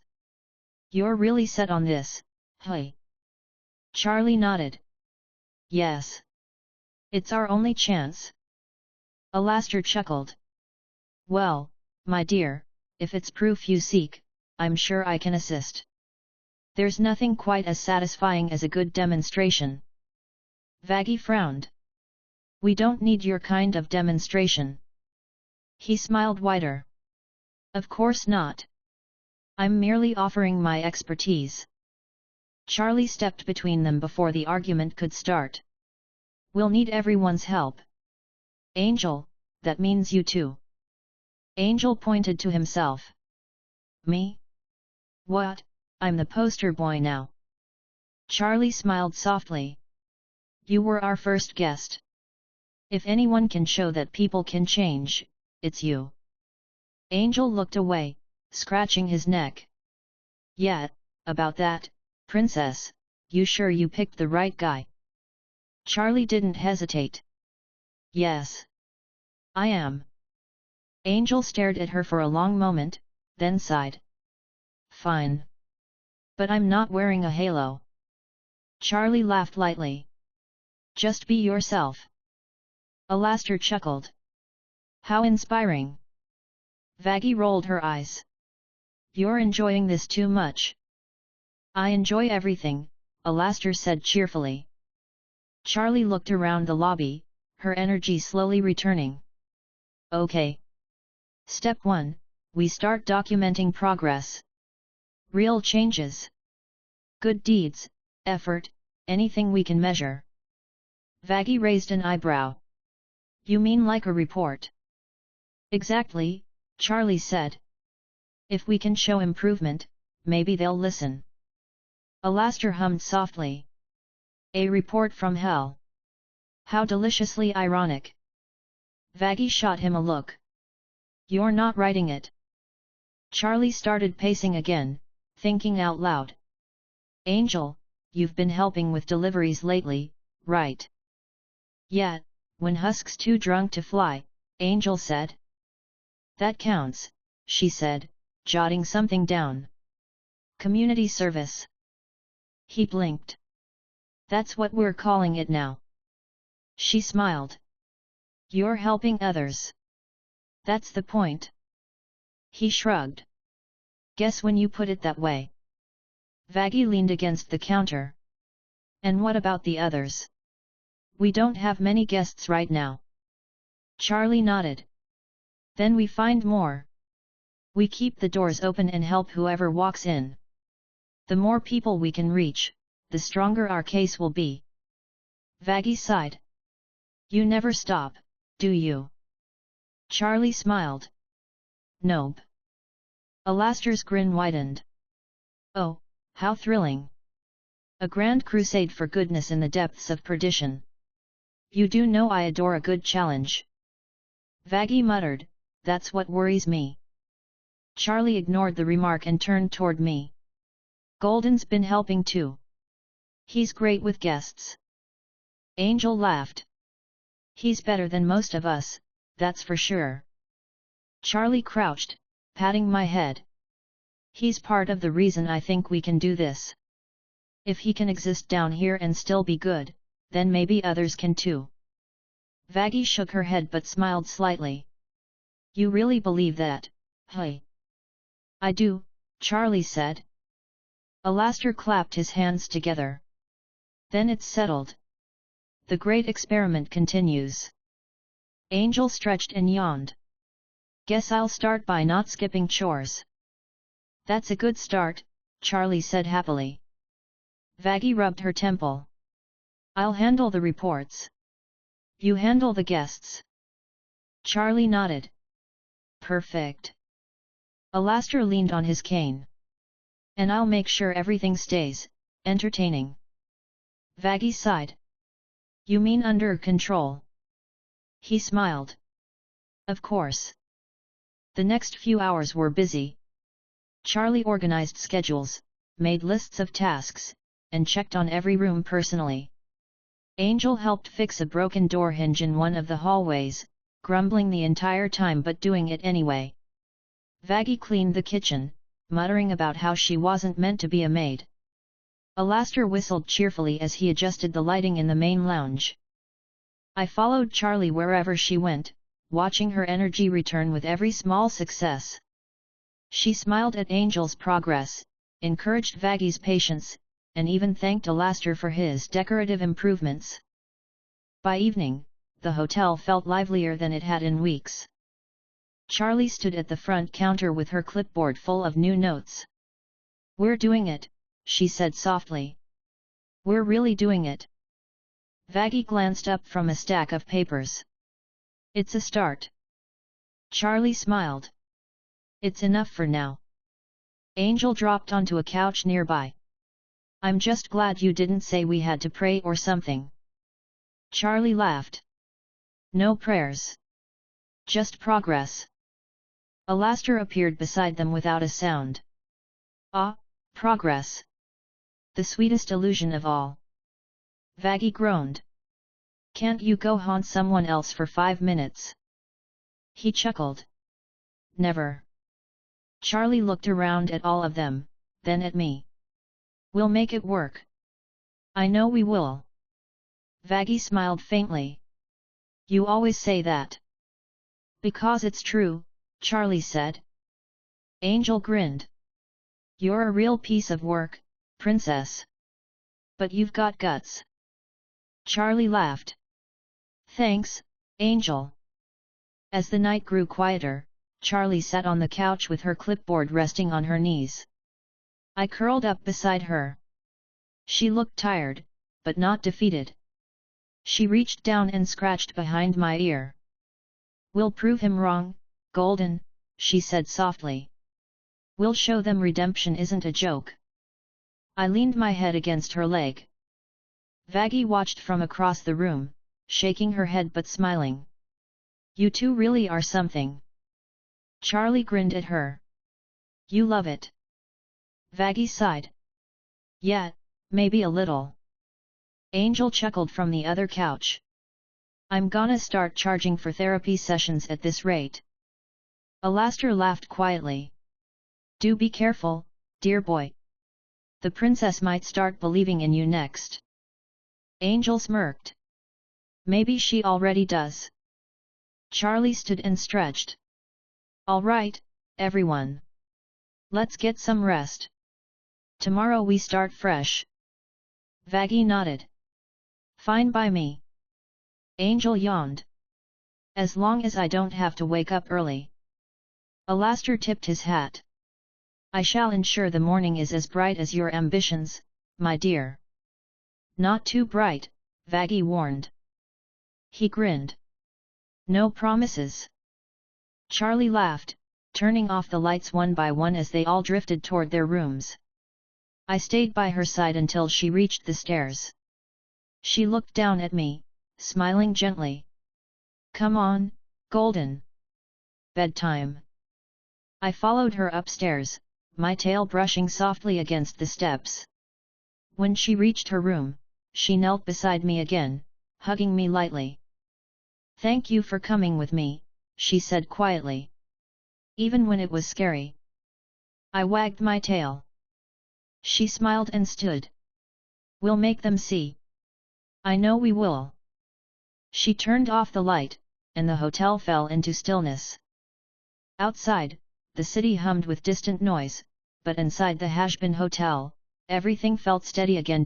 Chapter 9, The Countdown to Proof. The air in hell was restless. The red glow outside the Hazbin hotel flickered strangely that morning, and the faint hum of distant voices drifted through the windows. The news had already spread across the city before Charlie even came downstairs. Angel Dust was the first to say it out loud.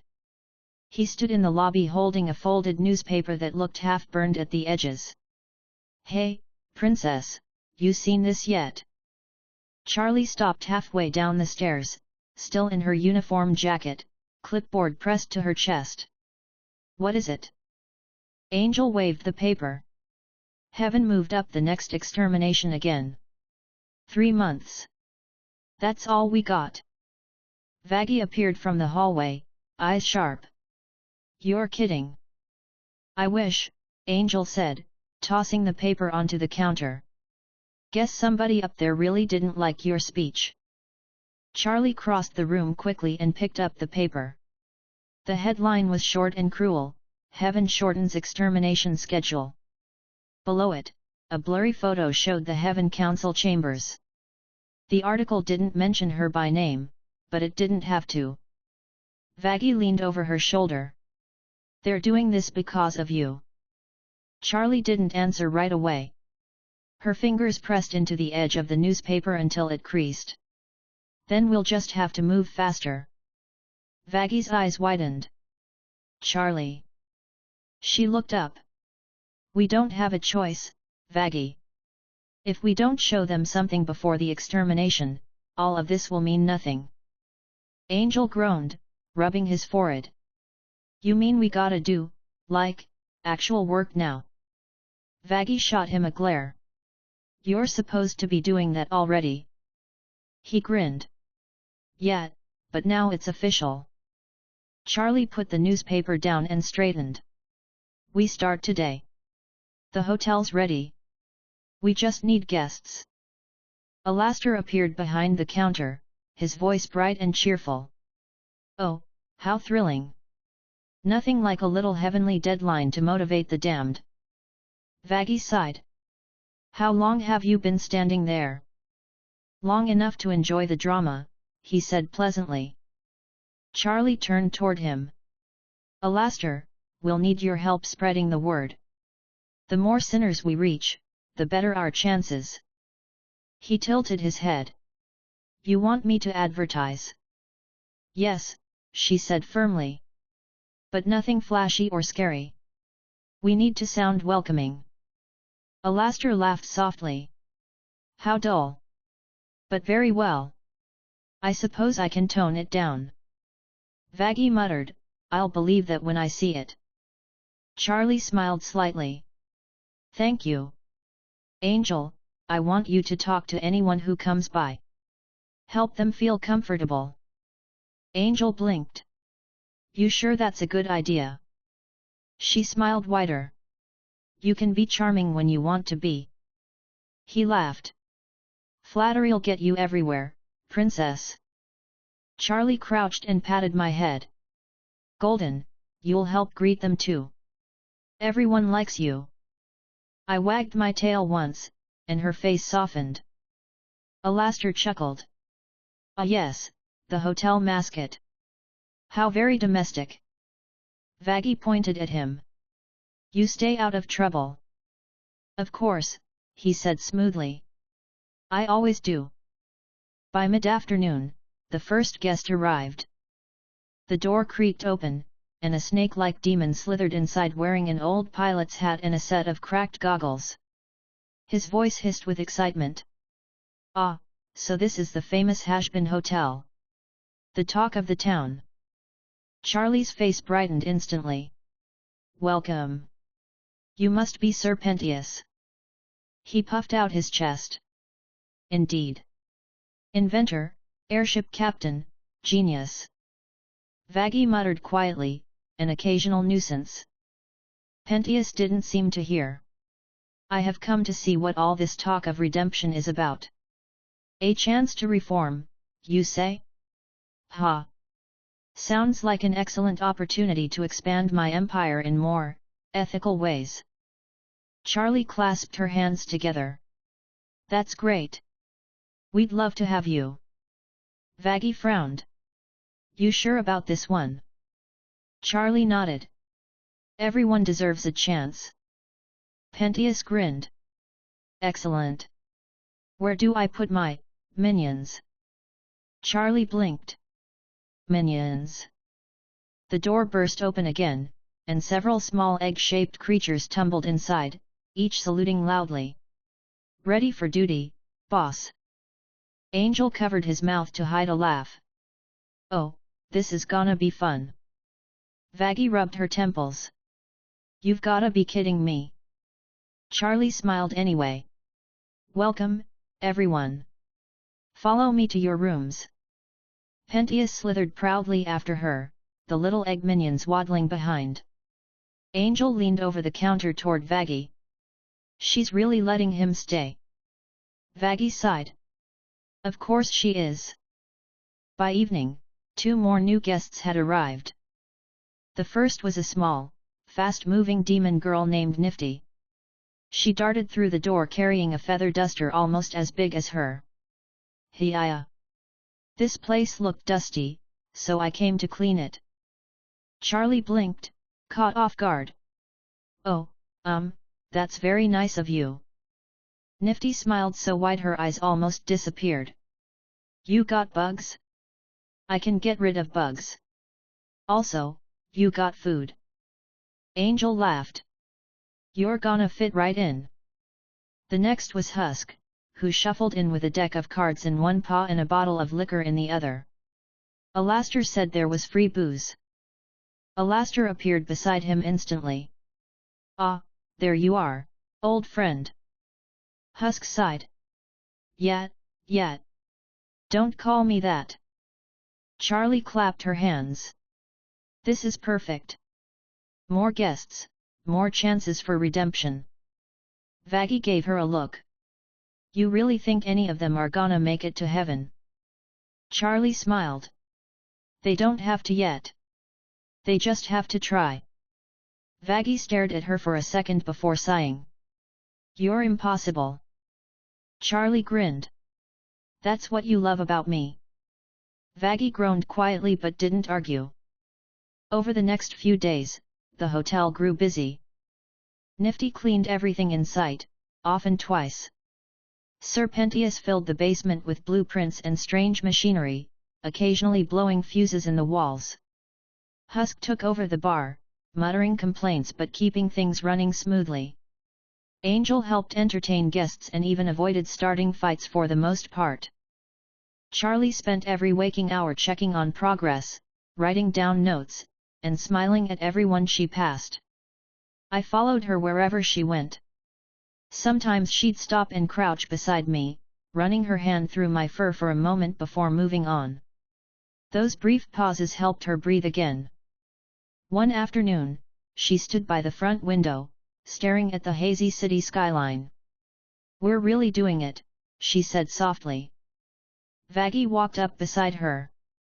"Doing what, exactly?" "Changing things," Charlie said. Adam wanted proof. "This is it." Vaggie crossed her arms. "You know he probably doesn't care, right?" Charlie nodded. "Maybe not. But if even one person changes, it's still worth it." Vaggie sighed. "You never stop, do you?" Charlie smiled. "Not until it works." Behind them, Angel leaned over the bar, watching the two of them. She's got guts, I'll give her that. Husk poured a drink lazily. Or she's crazy. Both, Angel said. Alastair appeared beside them. And yet, she's succeeding. How delightful. Husk grunted. You're enjoying this way too much. Alastair smiled. Oh, I enjoy everything, my dear Husk. Especially progress. The next week, Charlie gathered everyone in the lobby. The large chalkboard behind her read, Redemption Progress Week 1. She'd written names and tasks in neat handwriting. Okay, she said brightly. Let's go over what we've accomplished so far. Angel stretched on the couch. You mean besides not dying? Charlie laughed lightly. That too. She pointed to the first name. Sir Pentius, you helped fix the wiring after accidentally breaking it. That's a good start. Pentius puffed out his chest. Every great inventor has accidents. Progress through failure. Vaggie muttered, mostly failure. Charlie continued. Nifty, you've kept the whole place spotless. That's amazing work. Nifty beamed. Thanks. I even organized the pantry alphabetically. Husk raised an eyebrow. You did what now? Charlie smiled. And Husk, you've been managing the bar without incident for 4 days straight. That's progress too. Husk grumbled something but didn't argue. Angel, Charlie said, turning to him, you've been helping with deliveries and keeping guests entertained. You're setting a great example. He blinked. Me? Wow, didn't expect that. Vaggie rolled her eyes. Don't let it go to your head. Charlie clapped her hands together. This is all wonderful. If we keep this up, we'll have real results to show heaven. Alastair laughed softly. My, what a charming little revolution you've started. Charlie looked at him. You're helping too, Alastair. You've kept things running. He grinned wider. Naturally. It would be such a shame to see it all fall apart. Vaggie frowned. You say that like you'd enjoy it. He chuckled.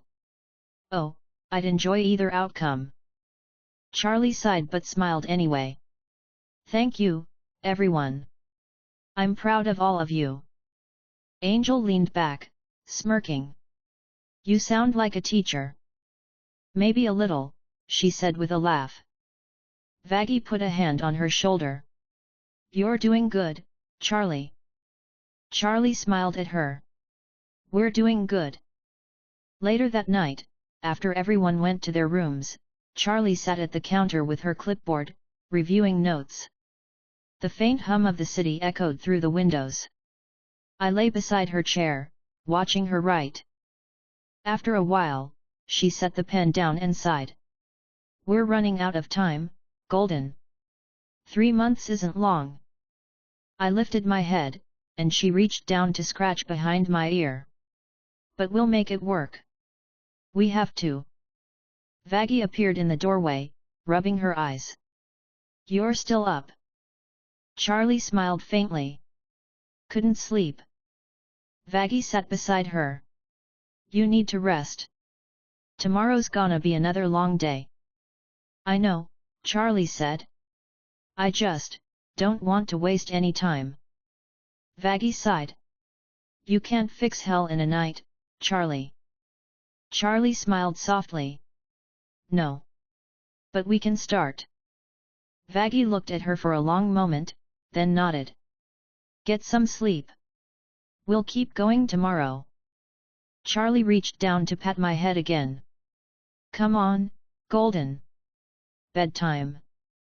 I followed her upstairs as the lights dimmed one by one. The hotel settled into silence, the faint sound of Angel humming somewhere down the hall the only noise left. Chapter 10, Broadcast to the Damned. Morning started quiet at the Hazbin Hotel. The red glow filtering through the curtains painted the lobby in a dull warmth. Charlie hummed softly as she sorted through papers at the counter, her clipboard filled with notes from the week's progress. Angel Dust sat nearby with his feet up on the couch, tossing a deck of cards in the air while Husk pretended not to notice. Nifty darted across the room with a feather duster, moving faster than anyone could follow. "This place is finally looking clean," she said proudly. "No bugs, no dust, oh. Except for the ones on Angel." Angel smirked. "I'm spotless, sugar. All natural." Vaggie walked in from the hallway holding a pile of reports. "Charlie, the new guest sheets are done." Charlie looked up quickly. "Oh, great. Thanks, Vaggie. This will really help when we send updates to Heaven." Before Vaggie could reply, the lights flickered. The faint hum of electricity buzzed through the walls. Angel looked up, frowning. Anyone else feel that?" Alastair appeared near the corner, his grin steady. "Ah, seems someone is tampering with the airwaves again." Vaggie frowned. "You mean Vox?" "Of course," Alastair said cheerfully. "Who else would fill the city with noise this early?" The television mounted on the far wall turned on by itself. Static filled the screen, then shifted into a sharp image, Vox, glowing in his usual blue light, smiling directly into the camera. "Well, good morning, Hell." Vox's voice rang out, smooth and theatrical. "This is your favorite broadcaster bringing you the latest on our little redemption project down in the Pride Ring." Charlie froze. Vaggie's shoulders tensed instantly. "Oh no," Angel muttered. "Here we go." Vox continued, his grin wide and mocking. "Yes, folks, that's right. It's time for an update on the Hazbin Hotel. The place where sinners apparently get a second chance because that's worked so well in history, right?" The screen cut to clips grainy footage of the hotel's exterior, and even a shaky shot of Charlie waving at new guests last week. Then another clip, Lucifer stepping into the lobby from his earlier visit. Vox's voice laughed over it. "Look at that, even the big man himself stopped by. Daddy's little project is really getting attention. And now we hear Heaven's moved up the next extermination. Coincidence? I think not." Charlie's face fell. "He's twisting everything." Vaggie slammed a hand on the counter. "He's been watching us this whole time." Alastair chuckled softly. "Oh, I wouldn't worry. He's just trying to entertain his audience." Vaggie turned on him. "This isn't a joke, Alastair." "Neither is he," Alastair said calmly. "But he is predictable." On the screen, Vox's grin widened. "So, with only 3 months left until Heaven's next extermination, our Princess of Hell is racing against the clock. Can she really turn sinners into saints? Or is this just a royal fantasy?" The screen flashed again. Suddenly, there was a still shot of Golden Me sitting beside Charlie in the lobby. Vox's voice lowered to a mocking whisper. "And let's not forget the dog. A pure-blooded heavenhound in hell. Ah! How touching. Maybe that's what she means by bringing heaven to hell." Charlie stepped forward. "He's using us for ratings." Angel whistled low. "You gotta admit, it's good TV." Vaggie glared. "Angel." He raised his hands. "I'm just saying." Charlie's voice stayed calm, though her face flushed red. "We're not letting this stop us. He can say whatever he wants. We'll keep working." Vaggie crossed her arms. "He just told everyone in hell about the hotel again. You know what that means?" Charlie nodded slowly. "It means more people will come." Alastair's grin widened slightly. "Precisely." Angel blinked. "You actually want that?" Charlie smiled. "Of course. The more guests, the more chances for redemption. Vaggie sighed. You're impossible. Optimistic, Charlie said gently. Husk looked up from behind the bar. You sure you can handle it, kid? This place is about to get flooded. Charlie smiled. We'll make it work. Alastair tilted his head.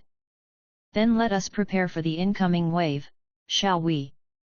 By the end of the day, he was right. They started showing up in groups, demons of every shape and size. Some were curious, some mocking, others just bored. The rumor of Lucifer's daughter running a redemption hotel had already been strange enough, but now the entire city had seen Vox's broadcast. They wanted to see it for themselves. The front doors opened and closed constantly.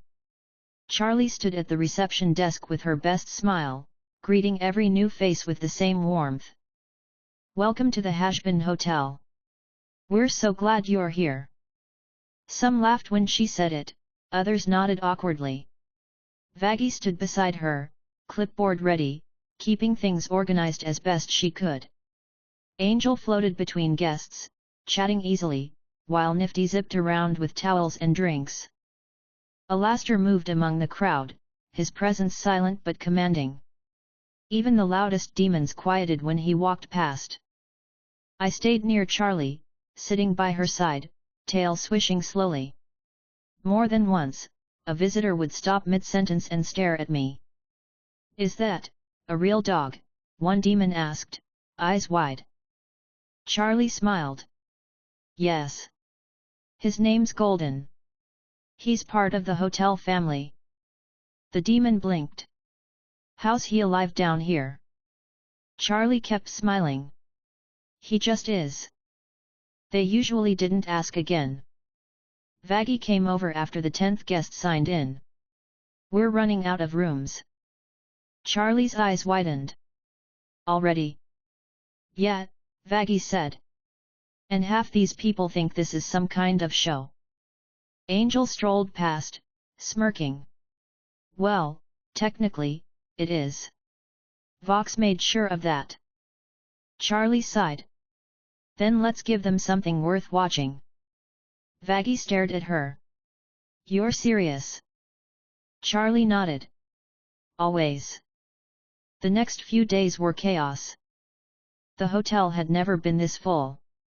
Demons crowded the halls, some trying to follow the program, others just lounging around. Charlie spent hours moving from group to group, answering questions, breaking up arguments, and making sure nobody started fights. Angel and Husk handled most of the noise in the lounge. Nifty worked herself dizzy trying to clean up after everyone. Vaggie kept order as best she could, yelling when necessary. Alastair found the entire thing delightful. It's like a carnival, he said cheerfully one afternoon, standing in the center of the lobby as two demons argued nearby. Vaggie crossed her arms. It's a disaster. Charlie hurried between them, clipboard in hand. We just need to get everyone settled. Then we can start orientation sessions. Vaggie raised an eyebrow. You actually wrote up a schedule. Charlie smiled brightly. Of course. If we treat it seriously, maybe they will too. Alastair chuckled. Ever the optimist. She ignored him and turned toward the newcomers. Okay, everyone. Thank you for coming to the Hazbin Hotel. We're here to give you a chance to change, really change. You'll have classes, community work, and group discussions about improvement and kindness. One demon snorted loudly. Kindness? In hell. Another laughed. This is gonna be fun. Vaggie stepped forward, her voice firm. You can leave if you don't like it. Otherwise, respect the rules. That quieted them down for at least a minute. Charlie smiled again. Great. Let's get started. By the end of the week, things began to fall into a rhythm. Some guests actually tried. Others didn't, but even that didn't discourage Charlie. Every morning, she stood by the counter with her notes, ready to track progress.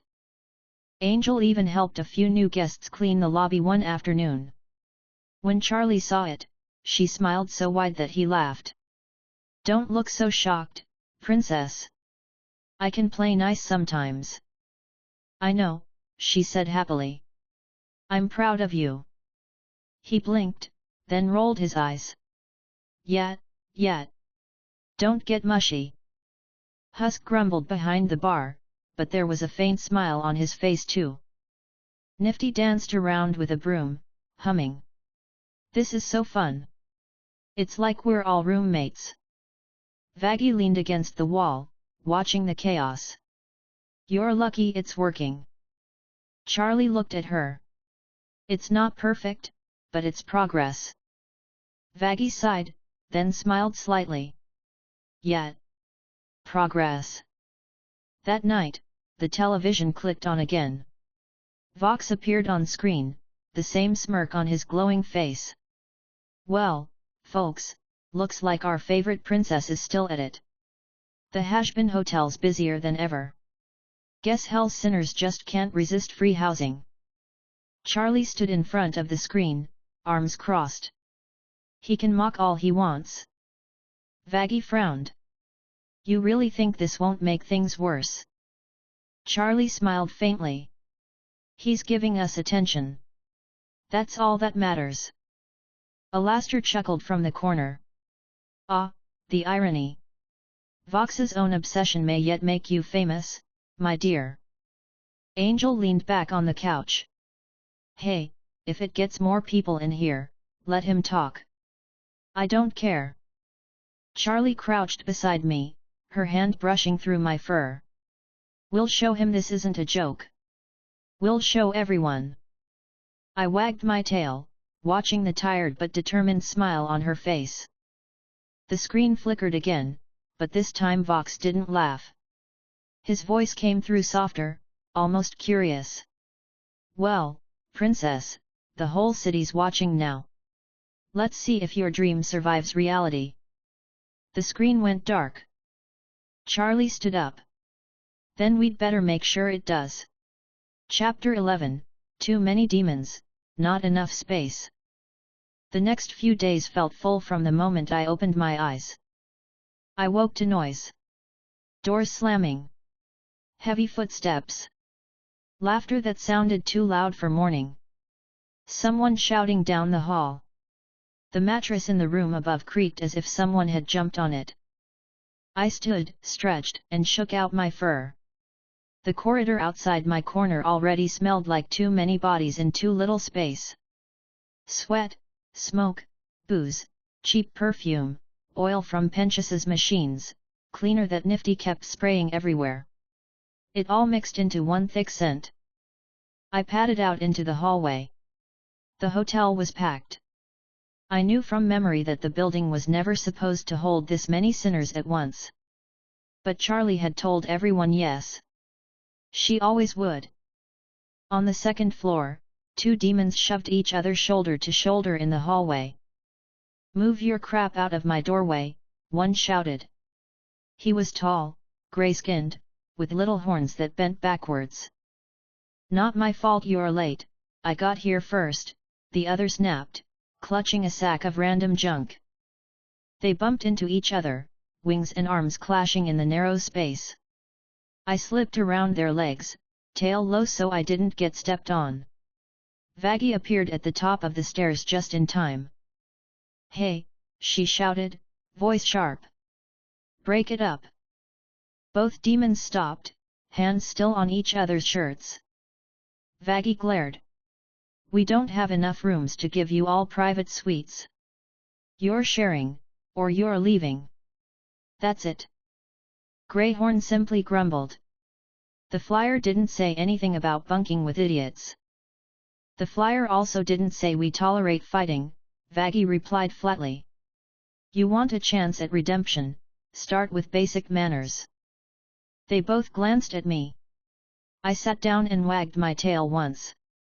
The tension shifted just a little. Horns lowered. Fists loosened. The one with the sack rolled his eyes. "Fine. I'll sleep on the floor. Bed's mine, the other muttered. Vaggie let out a breath. Good. Now get inside and stop blocking the hallway. She watched them go, then rubbed her forehead. When she caught me staring, she gave me a small tired smile. Thanks for not getting stepped on, she said quietly. Come on. Charlie's already up. I followed her downstairs. The lobby looked like a bus station at rush hour. Demons leaned over the couches, sat on the floor, or stood in small groups. The line at the front desk went almost to the door. Someone was sleeping under the end table using their coat as a blanket. Nifty darted between legs with a tray of cups, trying not to spill. Charlie stood behind the desk, shoulders straight, smile warm but clearly worn around the edges. She handed keys to a short demon with bat wings, then immediately turned to the next in line. Welcome to the Hazbin Hotel, she said brightly. I'm so glad you're here. If you sign your name there, we'll get you settled. The demon looked skeptical. You really think this place can fix me? Charlie nodded. If you're willing to try, yes. He snorted. Guess we'll see. He scribbled his name and shuffled away. The next person stepped up. Then the next. Then the next. Charlie kept smiling, kept repeating the same greeting, never dropping her tone. I sat by her feet. Whenever she had a lull of a few seconds, she would reach down absently and brush her fingers over my head. Each time, her shoulders relaxed just a little. Alastair stood near the middle of the room, cane in hand, watching everything like he was enjoying a performance. His grin never shifted. He didn't move to help with the line, but any time a demon raised their voice too much or shoved another, his eyes turned just a bit colder. No one let it escalate when he was in sight. Angel lounged on the arm of a couch, half working, half watching.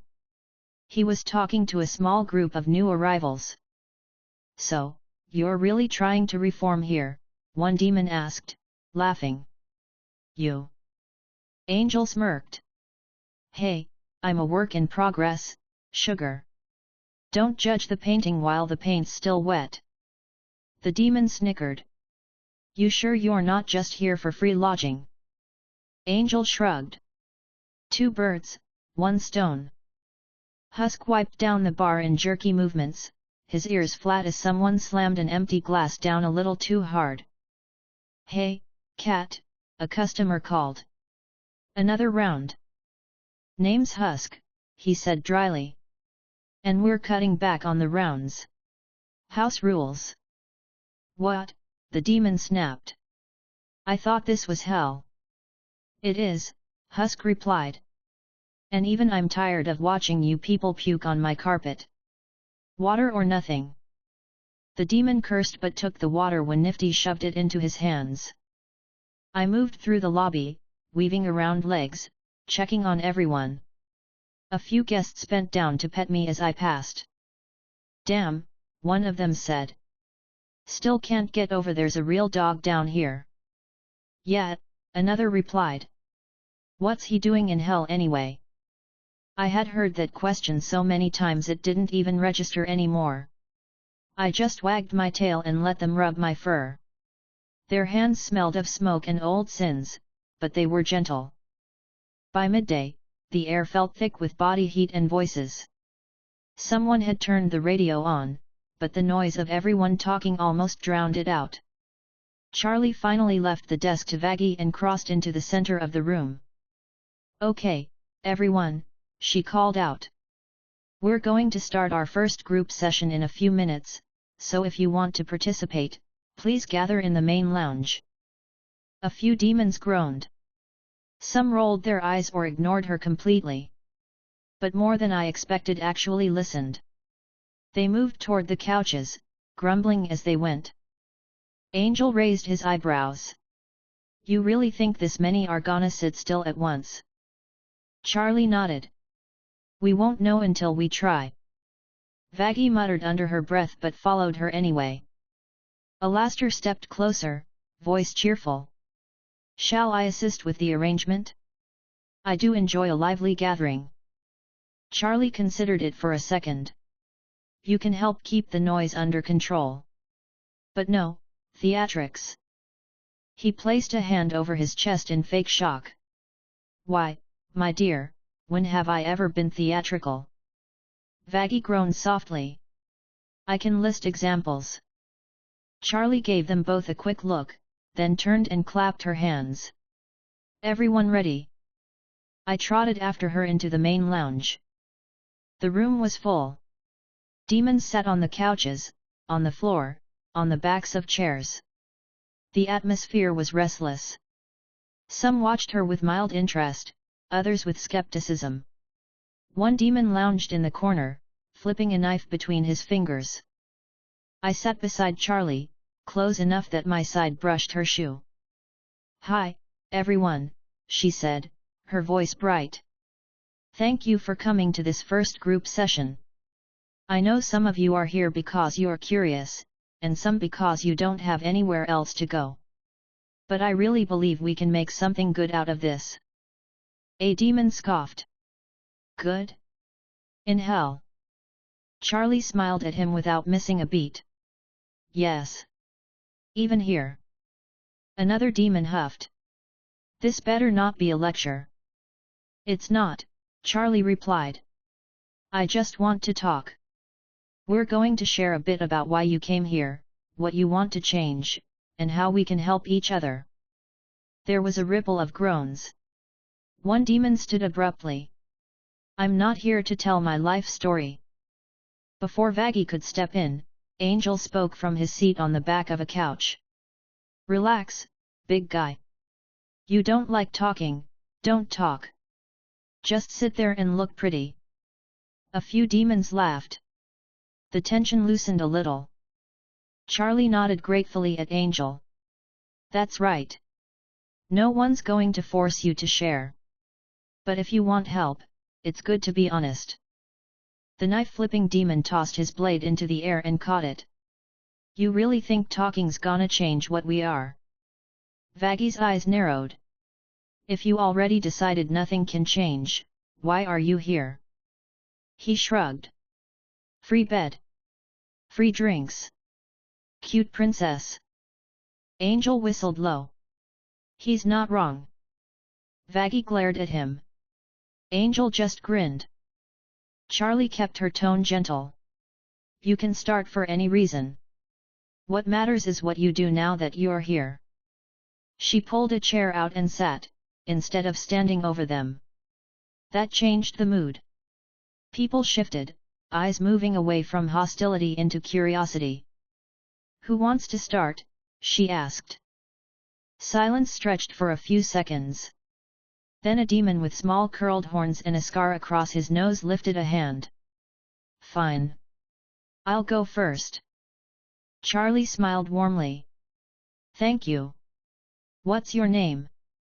Rico, he grunted. I'm here because I kept getting shot in the head in turf fights. Got tired of respawning in trash alleys. Heard this place might help me stop wasting time. Charlie nodded. That's a good reason. Do you want to stop getting into those fights? He scratched his neck. I dunno if I can stop. But I can try. She wrote something quickly on her clipboard. Trying is the first step. Vaggie watched quietly, arms crossed, but there was a small softening in her expression. The session went on like that. Some shared small things. A few shared nothing and just listened. Charlie treated every answer like it mattered. Whenever the noise rose too high, Alastair stepped slightly forward, his presence alone enough to silence the room. He never had to raise his voice. In the middle of it, a commotion started near the back. Two demons were arguing in low snarls, words sharp and fast. One shoved the other. The shove turned into a grab. Chairs scraped as they knocked them aside. Vaggie reacted immediately. Hey! Enough!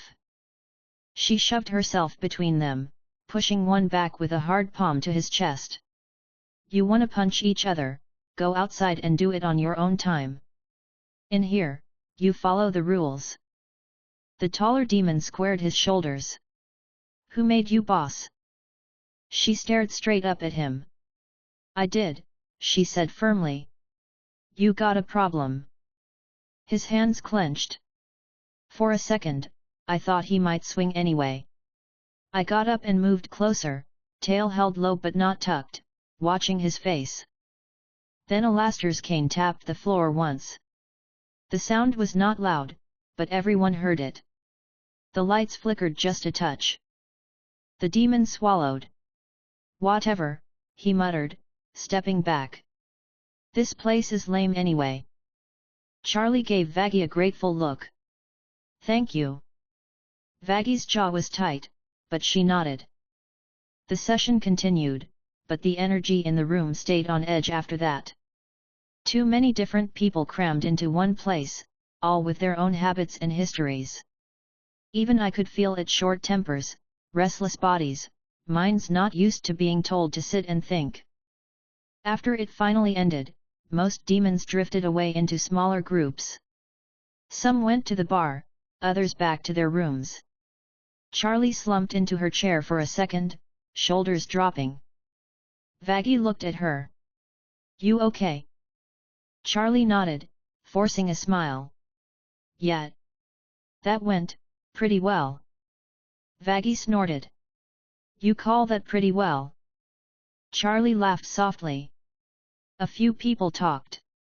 That's more than I expected. She reached down and rubbed my head. You were good too. You helped calm them down. I wagged my tail. It felt right to be here, even in the chaos. I had watched this show from a couch in another life. Seeing it from the center was different, but I understood the rhythm. Angel walked up, stretching. That was exhausting. I'm gonna need a nap or a drink or both. Husk poured a glass of something clear. You're getting the water option. Angel groaned. You're no fun. Nifty rushed in from the hallway, arms full of folded sheets. More people are complaining about the beds. We don't have enough. Charlie stood again. We'll figure something out. Vaggie stared at her. How? We're already doubling up rooms. We got people sleeping on couches, the floor, the hall. Charlie's voice stayed firm. We're not turning them away. Vaggie sighed. Of course we're not. Her shoulders slumped a little, but she didn't argue more.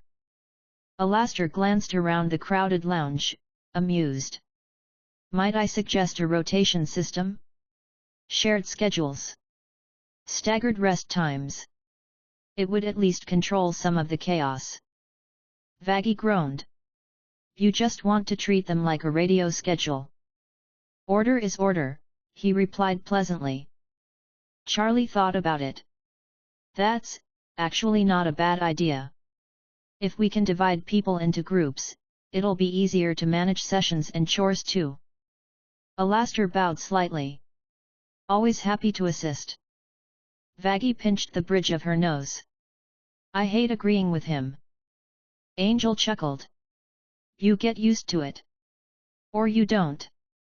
I still haven't decided. The rest of the day passed in a blur of adjustments. Charlie created rough group lists. Vaggie tried to enforce them. Alastair watched with obvious enjoyment. Angel dragged himself from task to task with exaggerated sighs.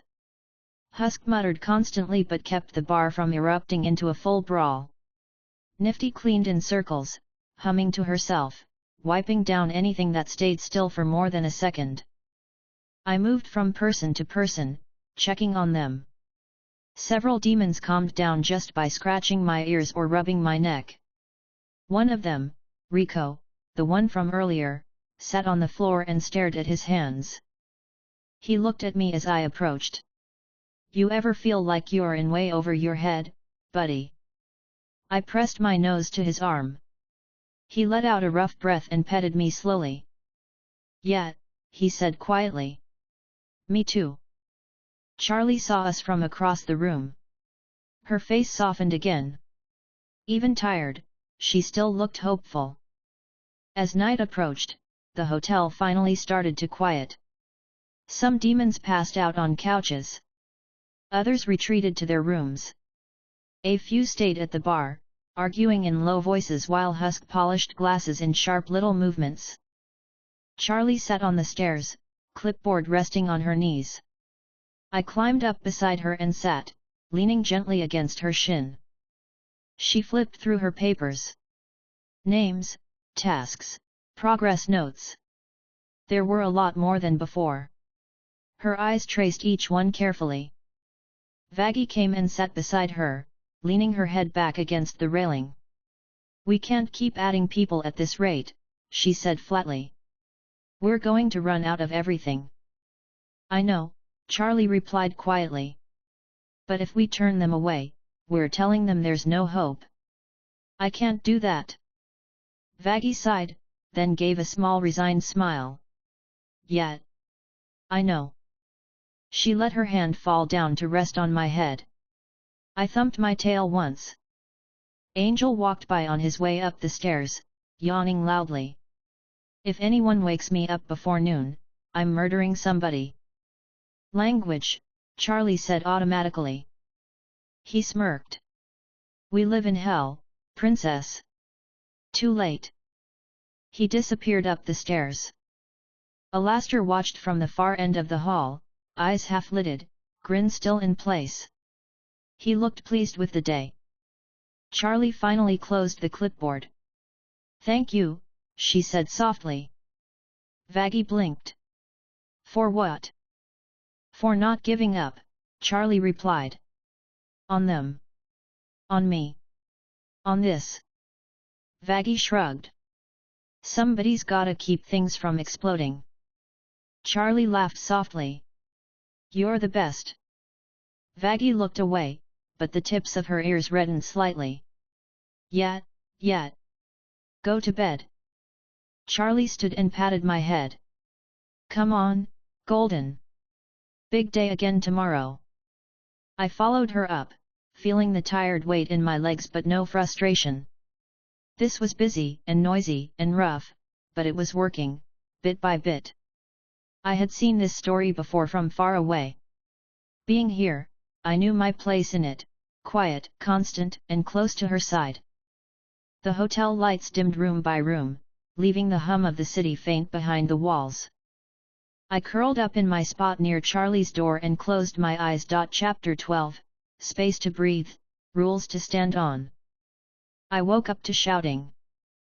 Not the startled kind.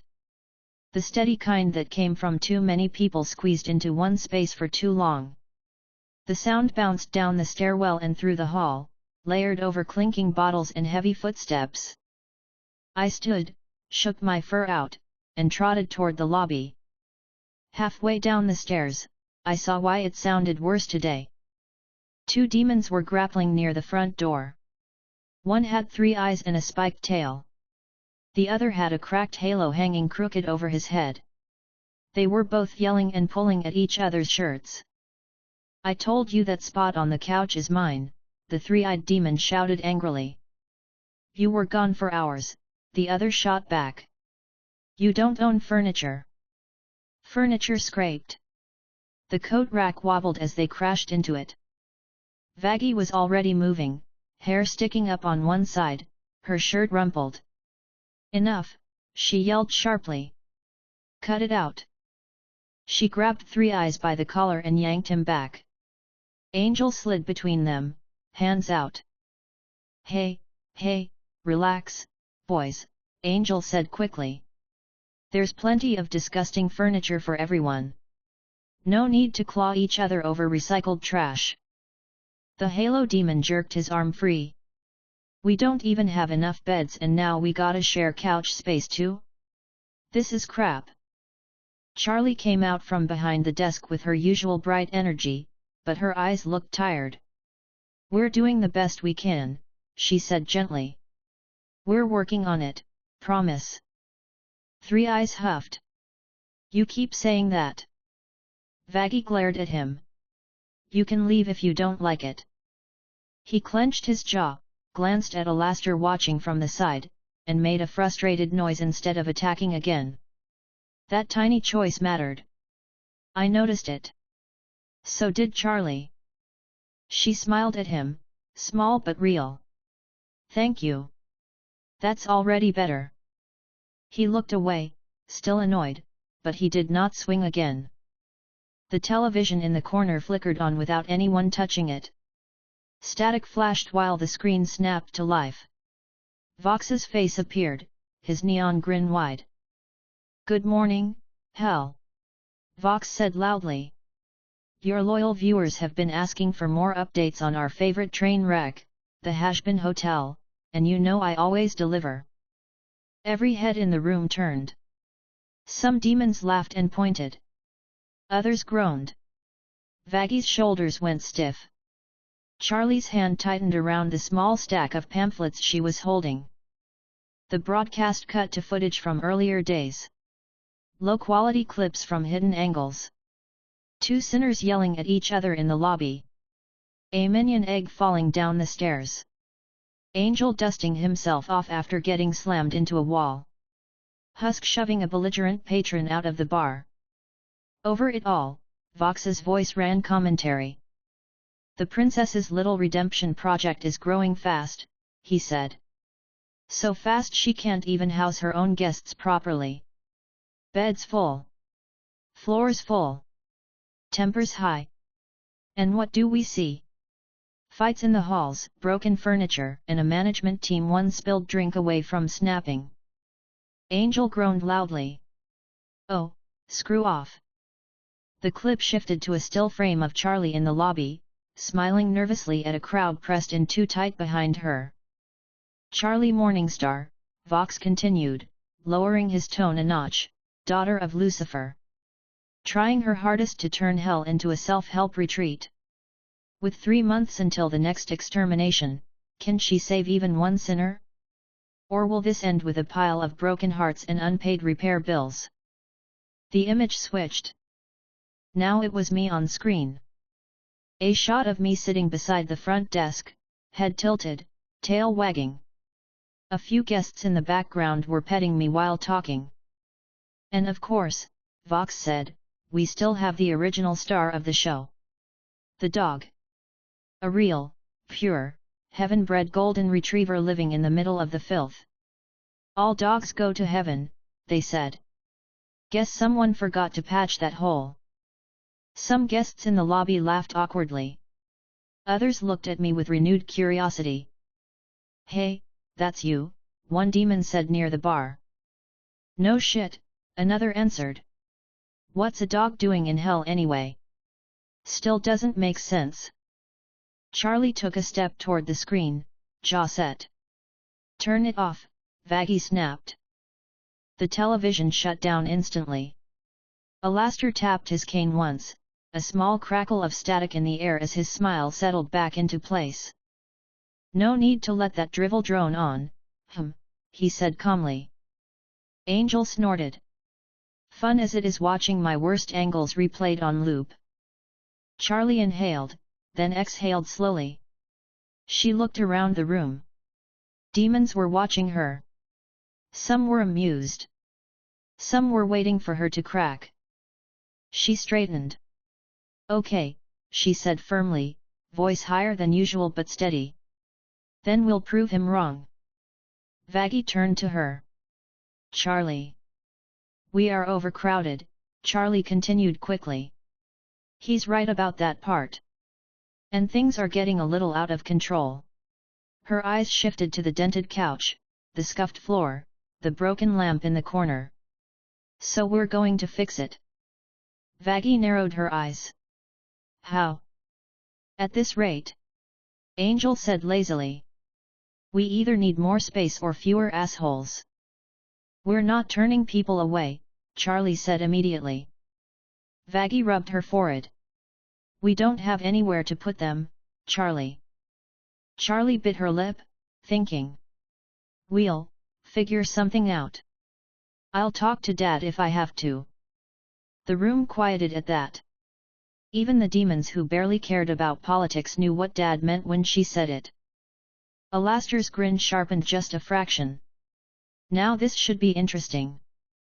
That night, the hotel finally settled into a heavy, uneven sleep. Snoring leaked from every hallway. Doors were left cracked open to let in air. The faint sound of something mechanical turning in Pentius's basement carried through the pipes. I lay at the base of the stairs, half dozing, ears still trained on the quiet. Then a bright, soft glow flickered through the front windows. The lobby lights reacted. The temperature shifted. The air changed.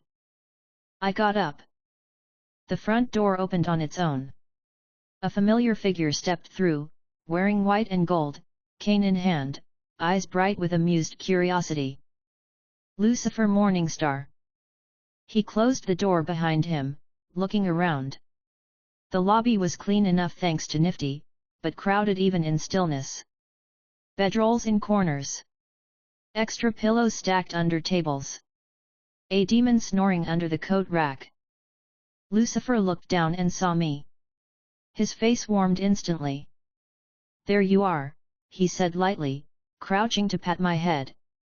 "Still keeping this place together, I see." I wagged my tail once and pushed my head into his hand. His touch was steady.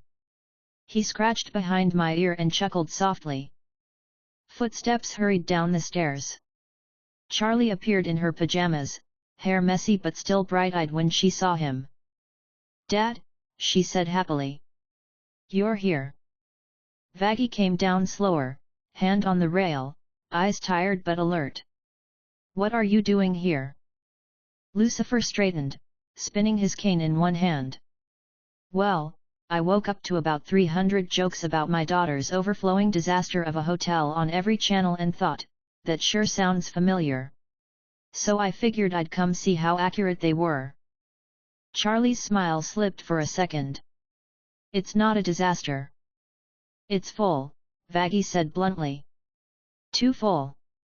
And that walking static box is using us for entertainment." Lucifer looked at the sleeping demons spread around the room. The faint frown at the corner of his mouth gave him away. Then his smile returned. "I see the problem," he said calmly. "You asked for more guests, sweetheart. Looks like you got them. Congratulations." Charlie huffed softly. "We don't have enough beds. Or rooms. Or anything." Lucifer tapped his cane on the floor. "So you need more space." "That would help," Charlie admitted. "A lot." He grinned. "You should have called me earlier." Vaggie crossed her arms. "You're not going to tear the whole building down and rebuild it from scratch, are you?" He laughed lightly. "Relax. I'm not here to ruin the aesthetic. Just to give you some breathing room." Alastair appeared near the far wall, leaning on his own cane. My. The king himself, doing renovations. I must be dreaming." Lucifer's gaze slid toward him. The smile stayed, but his tone cooled half a degree. "Alastair. Still drifting around, I see." "Always," Alastair said pleasantly. "And always watching." Charlie stepped between them before it turned into something else. "Dad, you really can help." Lucifer's eyes focused back on her. "I can. But I'm going to set a few conditions." Vaggie narrowed her eyes. "There it is." He pointed the tip of his cane at the far wall. "First, if I expand this place, you need structure. Actual rules. Written and enforced. Not just be nice and hope for the best." Charlie blinked. "I was going to do that anyway." Vaggie looked at her. "You were?" "Yes," Charlie said quickly. "We need them. Especially with this many people." Lucifer nodded. "Good. Then I'm only speeding things up. Second, no letting random overlords claim wings of the hotel for themselves. This is your project, not someone else's playground. Alastair chuckled. I assure you, I am very comfortable exactly where I am. Lucifer didn't look at him. Third, you accept that not everyone who comes here is going to be redeemable, at least not on your timeline. Some people will treat this as a free crash pad. You still keep working anyway. Charlie nodded immediately. I already knew that. He smiled softly at her answer. Then we have an understanding. Vaggie eyed him warily. What's the catch? Lucifer shrugged. No catch. I want my daughter's project to succeed. That's all. Vaggie did not look convinced, but she kept quiet. Lucifer walked to the center of the lobby, cane tapping the floor once. The sound traveled through the building in a smooth ripple. The walls themselves seemed to listen. All right, he said. Let's stretch this place out a little. The floor trembled under my paws. The ceiling rose a fraction of a meter. The walls at the far end of the lobby slid subtly outward, creating more space between the bar and the seating area. The staircases widened. A second staircase appeared on the other side of the lobby, matching the first. Upstairs, doors rearranged with soft clicks. I could hear them shifting. Hinges adjusting. New rooms forming where old storage closets had been. Hallways straightening instead of twisting at odd angles. Nothing exploded. Nothing collapsed. The hotel just had more room. Charlie's mouth fell open a little. You didn't even touch the paint. Lucifer pointed at himself with mock offense. Please. I have standards. Nifty peeked her head out from the top of the stairs, hair more chaotic than usual. Did the building just grow? Angel staggered out of his room rubbing his eyes. Is the house bigger or am I more hungover than I thought? Husk poked his head up from behind the bar. I felt that through the bottles. That better not have cracked anything. Lucifer snapped his fingers. A clean, empty board appeared on the wall beside the front desk, mounted straight. A piece of chalk dropped onto the counter beside it. This can be your rule board, Lucifer said. House policies, work lists, session schedules. Make it official. Charlie's eyes shone. Thank you, Dad. He smiled and stepped back. You handle the words. You're better at them than I am. She grabbed the chalk right away and stood in front of the board, thinking. Vaggie moved beside her. All caps, Vaggie said. Make it clear. Charlie nodded and started writing. Hazbin Hotel rules. No physical fighting inside the hotel. No destroying hotel property. No forcing others into deals or contracts. Respect staff directions. Attend at least one session or activity per day. No hurting the dog. She wrote the last one without hesitation. Angel walked closer, reading aloud. No hurting the dog. Wow. I feel underappreciated. Charlie smiled at him. You can go on the staff line. He smirked.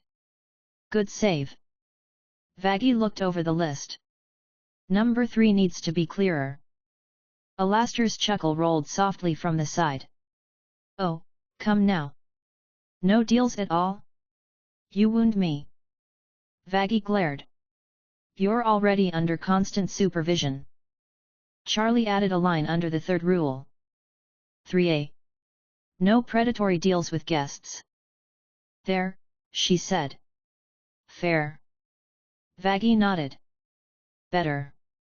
Alastair's smile never moved. I suppose I shall simply have to be creative. Lucifer snorted quietly. You always are. Charlie turned and faced the room. A few demons who had wandered down during the tremor were staring at the board. From now on, she said clearly, these are the rules. If you stay here, you follow them. No exceptions. We're serious about this.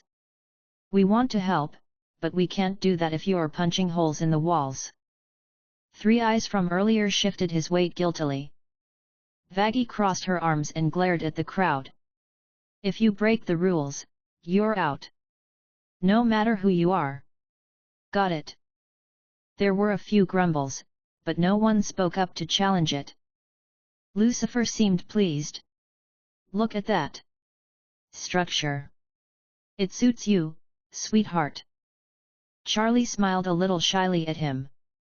You really think so? I do, he said simply. The front door opened suddenly. Two new demons stepped in, then three more behind them.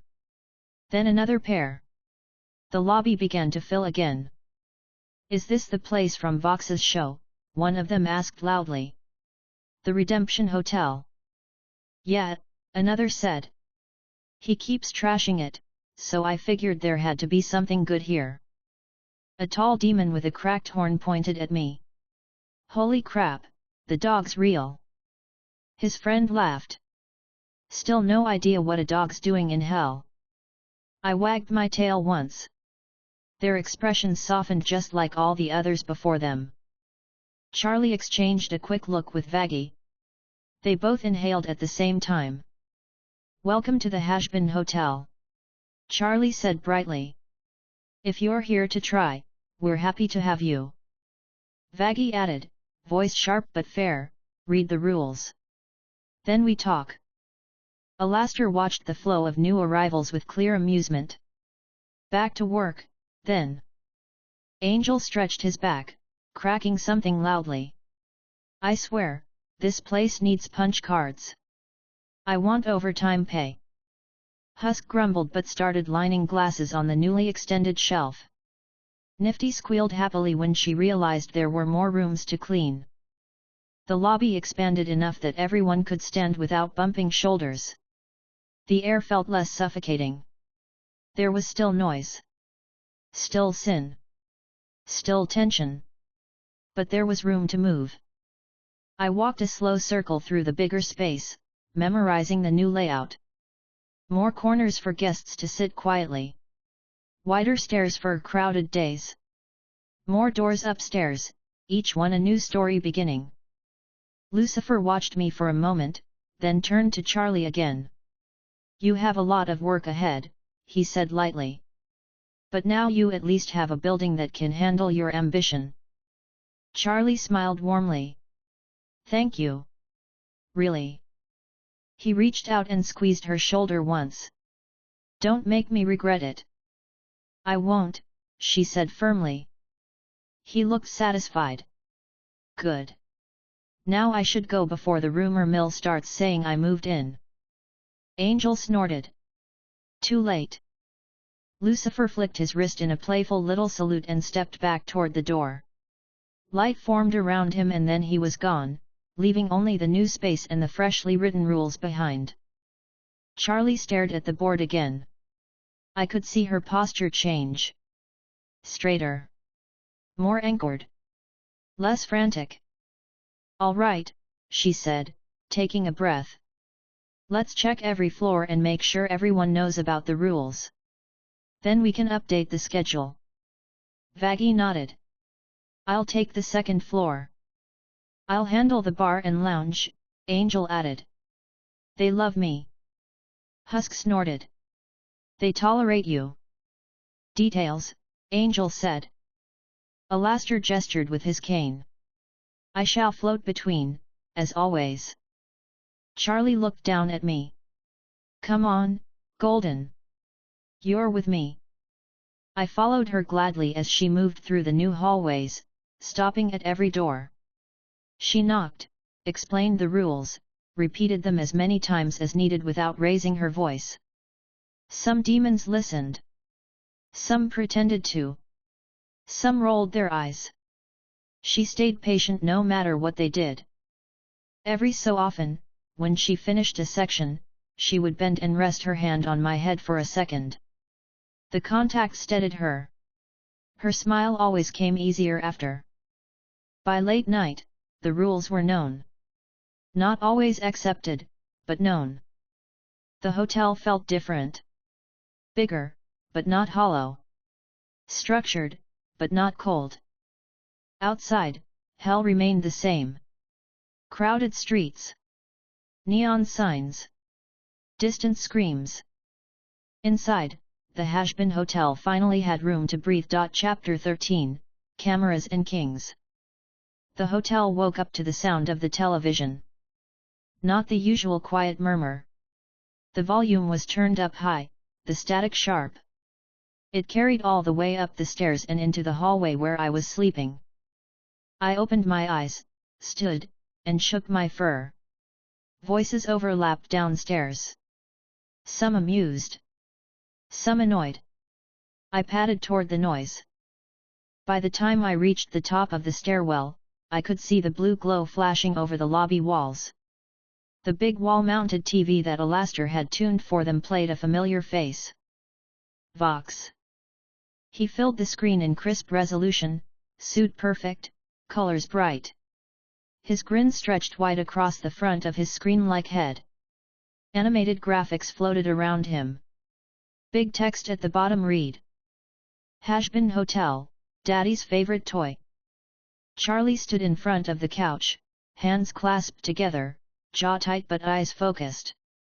Vaggie was by her side, arms folded, one foot tapping the floor with small sharp motions.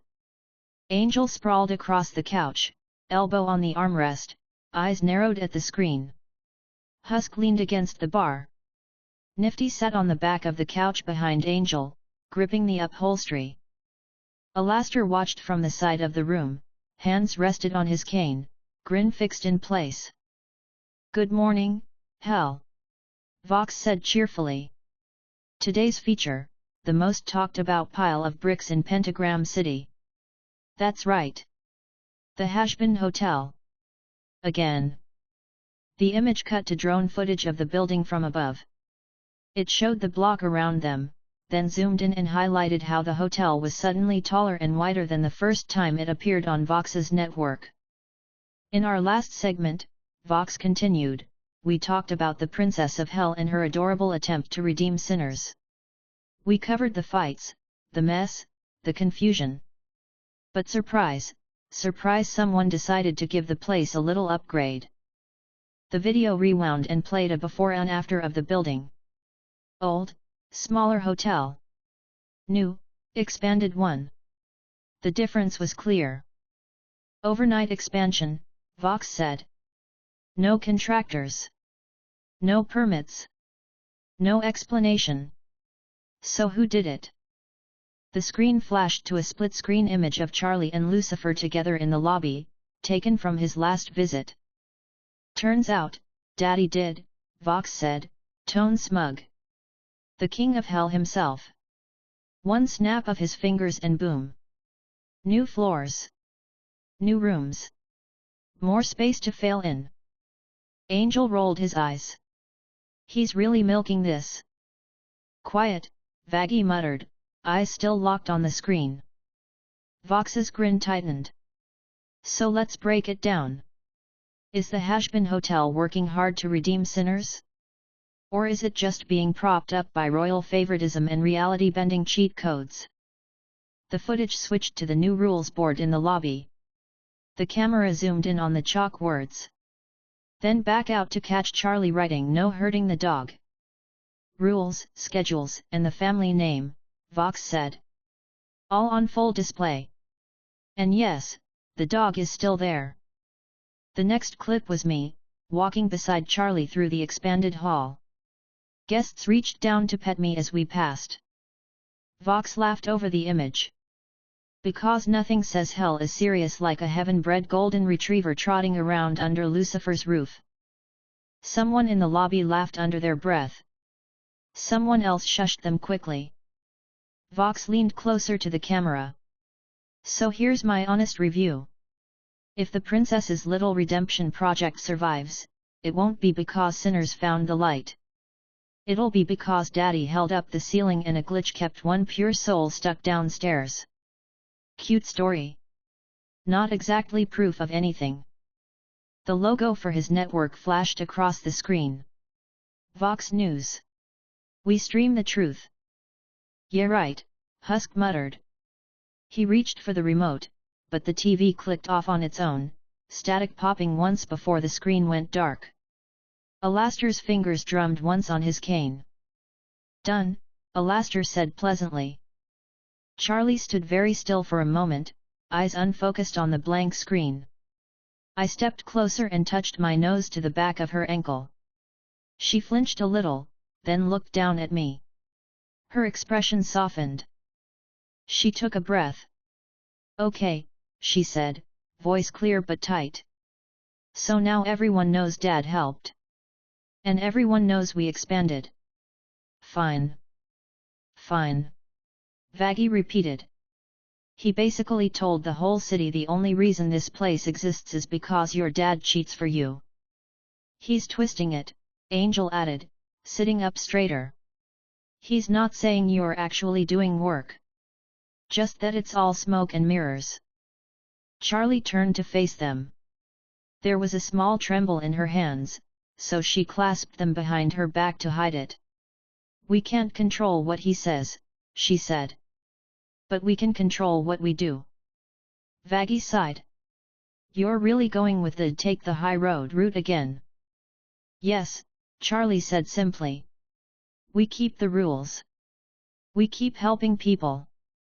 If people want to believe him, they will. If they want to see the truth, they can come here. Angel shrugged. He's not wrong about one thing. The smear's gonna bring more people in. Some to laugh. Some to actually see if you're for real. Husk snorted. Which means more mess for me. Nifty perked up. And more to clean. Alastair chuckled. And more to test this charming experiment of ours. Vaggie rubbed the bridge of her nose. You're all just fine with this. Charlie gave a small, tired smile. No. But we can handle it. I bumped my head lightly against her knee. Her hand dropped automatically to stroke my head. We'll show them this isn't just Dad's magic, she said quietly. We'll show them it's real. By noon, the smear piece had done its job. They came in waves.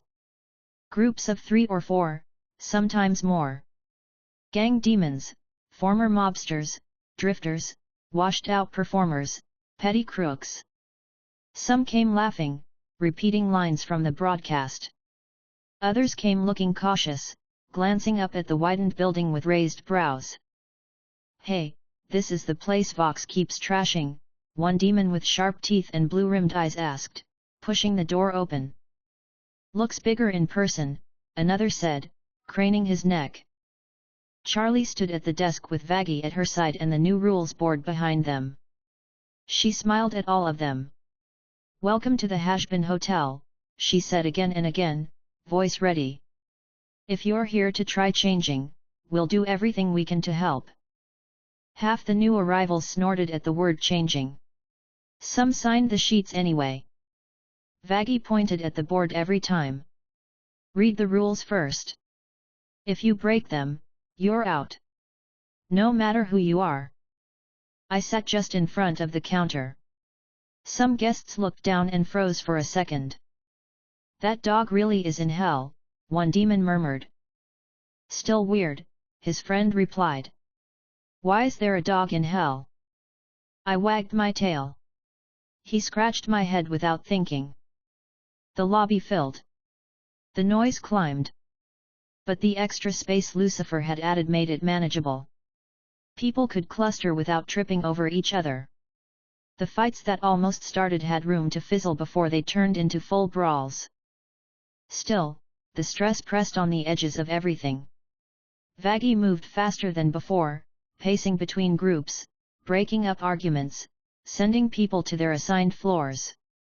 Angel entertained some of the bigger personalities, keeping them laughing instead of punching. Husk watched the bar like a hawk. Nifty rotated through the halls with a rag and a frown, taking any mess personally. By mid-afternoon, the crowd finally thinned enough that Charlie could leave the desk. She slumped a little once she pulled back from it, her shoulders dropping before she caught herself and straightened again. That was a lot, she said quietly. Vaggie joined her side. That's the kind of publicity we get thanks to Vox. Alastair approached, eyes glinting. And yet, the more he mocks, the more they come. It is almost generous of him. Vaggie shot him a look. He's not doing us a favor. No, Alastair agreed. But his spite is useful. Charlie gave a faint laugh. Maybe we should send him a thank you card. Angel draped an arm over her shoulder from behind. Careful. He'd probably frame it and use it in his next hit piece. Charlie smiled a little wider at that. Okay. No card. I stepped closer and leaned against her calf. She rested a hand on my head and rubbed slowly. Let's keep going, she said. We'll make it worth it. The first sign that the smear had reached the very top of Hell's food chain arrived just after the dinner rush. The doors swung open without a knock.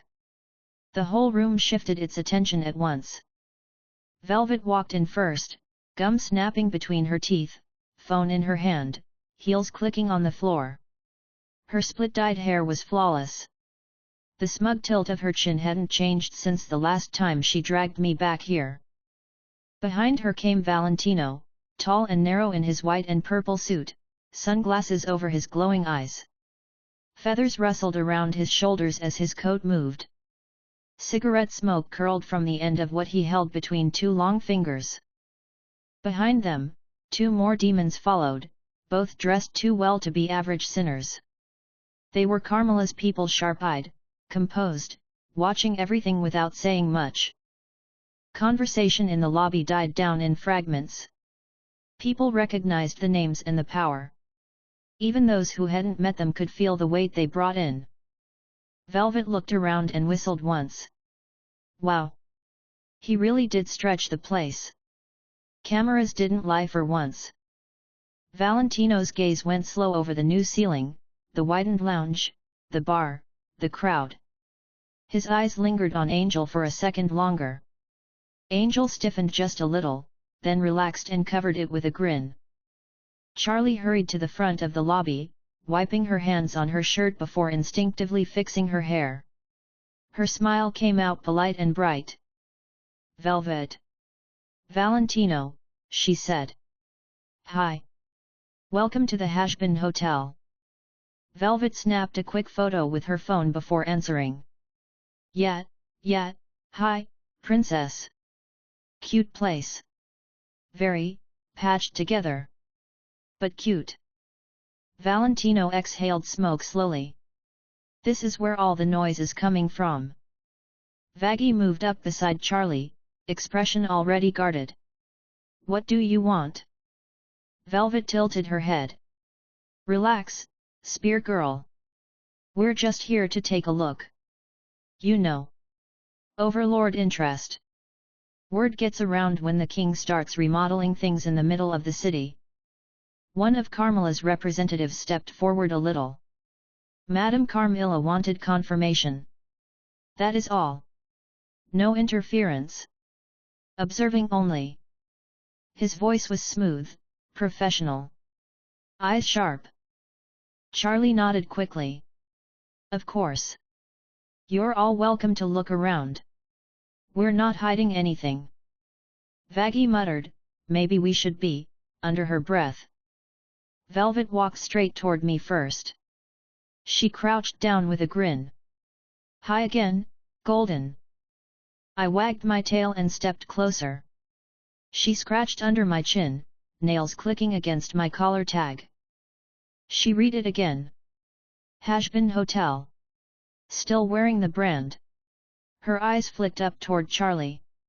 You know everyone's obsessed with him, right? Charlie blinked. Golden. Yeah, Velvet said. The heaven dog in hell thing? That's trending twice as hard as your redemption gimmick. People are making memes about it. Vox loves that part. Charlie frowned. I wish he wouldn't use him like that. Velvet smirked. Welcome to media. If it moves and it's weird, it's content. Valentino's attention drifted to the bar, the guests, then settled on Angel again. He smiled slowly. Angel, baby.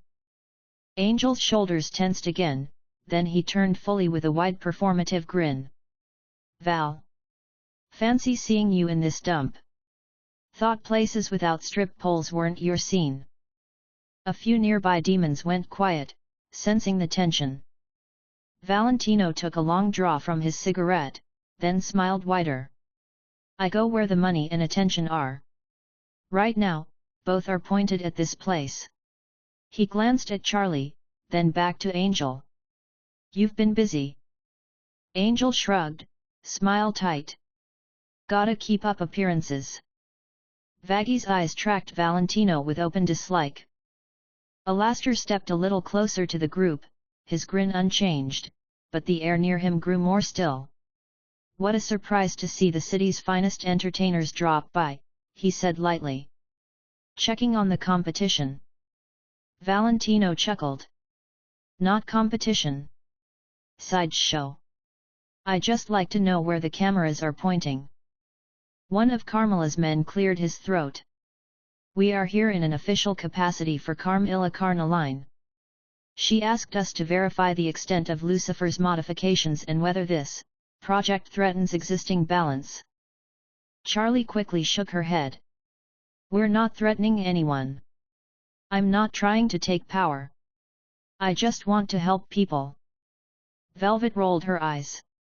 You say that, but you're pulling in bodies like a club on discount night. Overpopulation's everyone's problem. You start actually changing how it works, that hits the economy. The overlords care about that.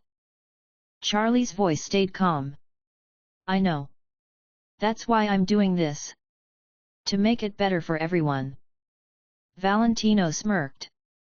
You really are your father's kid. Big ideas, no fear. Vaggy stepped closer, blocking slightly with her body. If you came here to threaten her. We didn't, Carmela's man interrupted smoothly. Madame Carmilla does not threaten lightly. She wants information. Nothing more. He looked around steadily. Lucifer's direct involvement is new. It concerns other powers. That is all. Charlie relaxed by a fraction. Dad only helped expand the building. Nothing else. The rest is still up to us. Velvet snapped another photo. Yeah, but perception matters. Right now, it looks like the princess is playing house with Daddy's credit card. Charlie winced faintly at that wording, then smoothed it away. That's not what this is. Velvet shrugged. Then show that. Give people something to see besides a magic trick and a dog. Angel snorted. You just want better clips. Obviously, Velvet said. Valentino walked a slow circle around the center of the lobby, eyes taking in the rules board, then the sinners lounging, then the doorways to the new hallways. No fights right now, he observed. No one bleeding. Place is decently clean. Nifty popped up from behind a chair. Thank you. Valentino looked mildly amused. You've done something with the atmosphere. I'll admit that. Vaggy raised her chin. That's because Charlie actually works. This isn't a prop. Valentino made a low thoughtful sound. We'll see. He turned his attention back to Angel. You still working for me, sweetheart? Angel's grin tightened. Contract says yes. Valentino tapped Ash onto the floor. Then remember who owns your image when the cameras come in here. Little redemption project or not. He said it softly, but the meaning landed hard. Angel's eyes dropped for just a moment before he forced the smirk back onto his face. Charlie's hands clenched at her sides. She didn't speak up, but she took a small step closer to Angel. Alastair's eyes watched that exchange very carefully. He did not interrupt. Carmela's second representative examined the rules board with a critical eye. No deals, no fights, structured sessions. If this actually works on a large enough scale, it alters demand. He turned to Velvet. Madame Carmilla will want a full report. With footage. Velvet nodded, already recording a slow pan on her phone. Yeah. I'll package it nice for her. Princess tries to fix hell for free. One of the demons nearby scoffed. Better than what any of you are doing. Velvet glanced at him. Careful. Your background noise. I can crop you out. Charlie stepped in front of the group, blocking their line of sight to the more nervous guests. Look, she said, voice steady. I'm not trying to undermine anyone's territory or business. I just want to reduce the exterminations. If we can redeem even a few souls, that means fewer bodies, fewer random purges, fewer losses. That helps everyone. I mean that. Carmela's man studied her for a long moment, then nodded once. I believe you mean it, he said. Madame Carmilla will decide if your sincerity matters. Velvet lowered her phone. Honestly?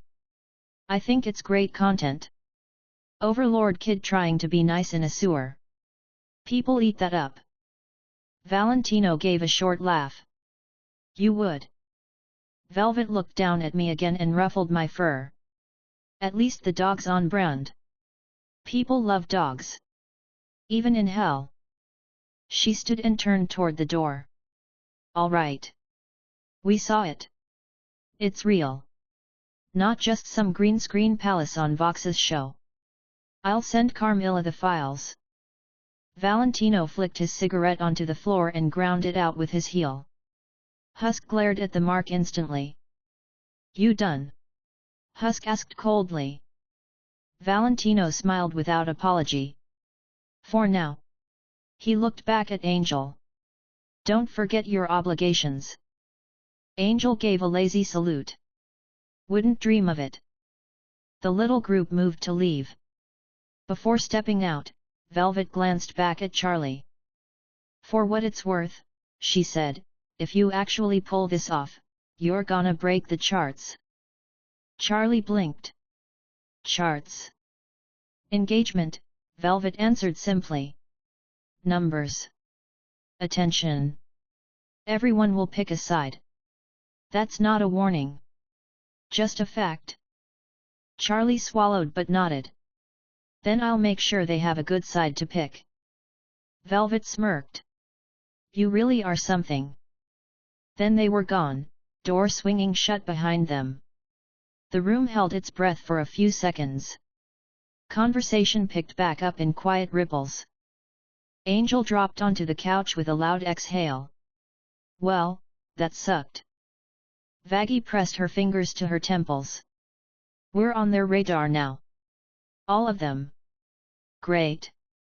Charlie stepped forward and scratched my head once, grounding herself. Her smile came back slowly, careful but genuine. We knew that would happen eventually, she said. We just have to keep going. Angel looked at her. You sure you're ready to be everyone's favorite punching bag and mascot at the same time? Charlie glanced at me, then at the rules board, then at the lobby that was still standing. Yes, she said simply. We can handle it. I wagged my tail and leaned against her leg. She did not flinch this time. Chapter 14, Contract and Collar. The morning felt steady at first. The lobby was busy, but not collapsing. Demons moved through the space in patterns that were starting to feel familiar. Some took their chores seriously, wiping tables or sweeping under Nifty's direction. Others reluctantly joined small group discussions that Charlie held near the couches. The rule board stood clear and full near the front desk. Demons glanced at it when they forgot what they were allowed to do. The line under number 6, no hurting the dog, always made a few of them snicker, but no one tested it. I lay at the base of the board, right where the hallway opened into the lobby. From there, I could watch the door, the desk, the bar, and most of the lounge. It was a good spot. Charlie stood at the front desk, greeting a late arrival, her tone warm. Welcome to the Hazbin Hotel. If you want to try changing, we're here to support you. The demon, a tall woman with cracked horns and a shredded jacket, shifted awkwardly. Yet. Heard you take in people who want to stop doing stupid things. I'm not promising anything, but, she trailed off. That's enough, Charlie said happily. Just being willing to try is a big first step. Vaggie stood nearby, holding the clipboard with the registry. Name, she asked briskly. Dara, the demon muttered. Vaggie wrote it down, then jabbed her pen at the rule board. You read those. You follow them. No excuses. Dara glanced at the board, then back at Charlie.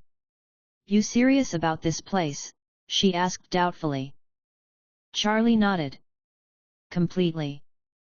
That answer seemed to settle something. Dara huffed and took the key Vaggie handed her. As she moved past me, I wagged my tail once. She blinked, then hesitantly reached down and petted my head. The dog's real, she said quietly. Thought that might have been a bit for the cameras. Charlie smiled. He's really here. His name's Golden. Dara gave my ear a quick rub. Weird. But kind of nice. She moved on toward the stairs. Charlie watched her go with a faint proud expression. Angel's voice drifted over from the lounge. Look at you, racking up converts. You're gonna need punch cards soon. Charlie turned to him. She's not a convert. She's a person. Angel smirked. Yet. A person on redemption plan A. Still counts. He lay across the back of a couch, one leg dangling, one hand flipping a card between his fingers. Even from where I lay, I could see how relaxed he tried to look. I also knew what his owner used to say about him from my past life, that he always looked like he was performing, even when he was standing still. Husk wiped down the bar in slow, careful motions. He glanced over occasionally, ears flicking whenever someone raised their voice too much. Nifty buzzed through like always, cleaning small spots no one else would ever notice. Alastair stood near the far wall, watching everything with his usual calm interest. It felt like the hotel had settled into a fragile rhythm. It broke in the afternoon. The front door opened without knocking. The smell of smoke and cheap perfume rolled in before I even saw who it was. My muscles tensed on instinct. I knew that scent already. Valentino stepped through the doorway alone. No entourage. No velvet. No Carmela's suits. Just him. His coat hung perfectly, purple and white lined in gold. His cigarette sat between two fingers, glowing faintly. His sunglasses hid his eyes, but his smile was visible and sharp. Conversations in the lobby dropped off in broken fragments. Some demons looked away quickly. Others stared openly, knowing exactly who he was. Angel froze, card paused between his fingers. Charlie straightened behind the front desk. Vaggie stepped half a pace closer to her without even thinking. I pushed myself up slowly and moved to stand nearer to Charlie, tail low but not tucked. Valentino's gaze swept the room once, slow and lazy. It landed on Angel and stayed there. Angel, he said, voice soft and sweet in a way that did not match the tension in the air. Missed you, baby. Angel's smile snapped into place like a mask. Too wide, too bright. Val. Wow. Back so soon? I thought you preferred places with cover charges. A few demons laughed nervously, then stopped when Valentino's head tilted just slightly. He took a drag from his cigarette and exhaled slow, the smoke curling upward. Business takes me where it takes me. And right now, business is here. He turned his head just enough to include Charlie in the line of sight. Princess. Charlie managed a polite smile. Hello, Valentino. Welcome back to the Hazbin Hotel.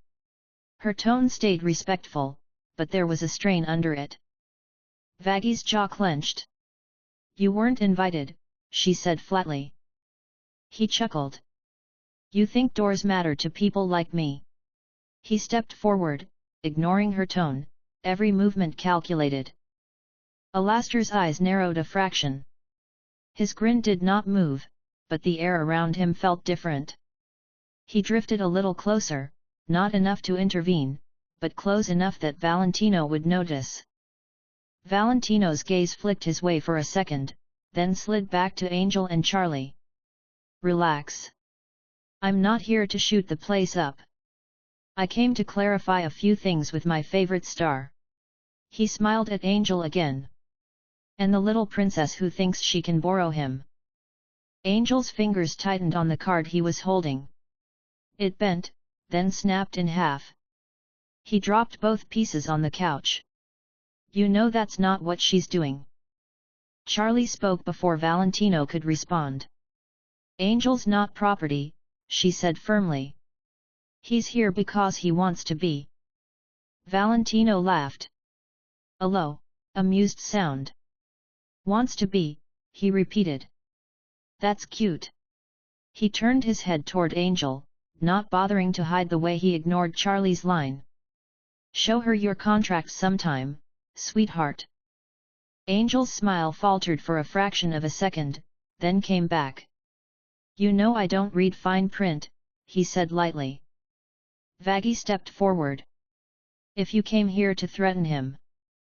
Valentino waved his cigarette hand lazily, smoke trailing. Relax, spear girl. You're all so aggressive. I'm here to talk business.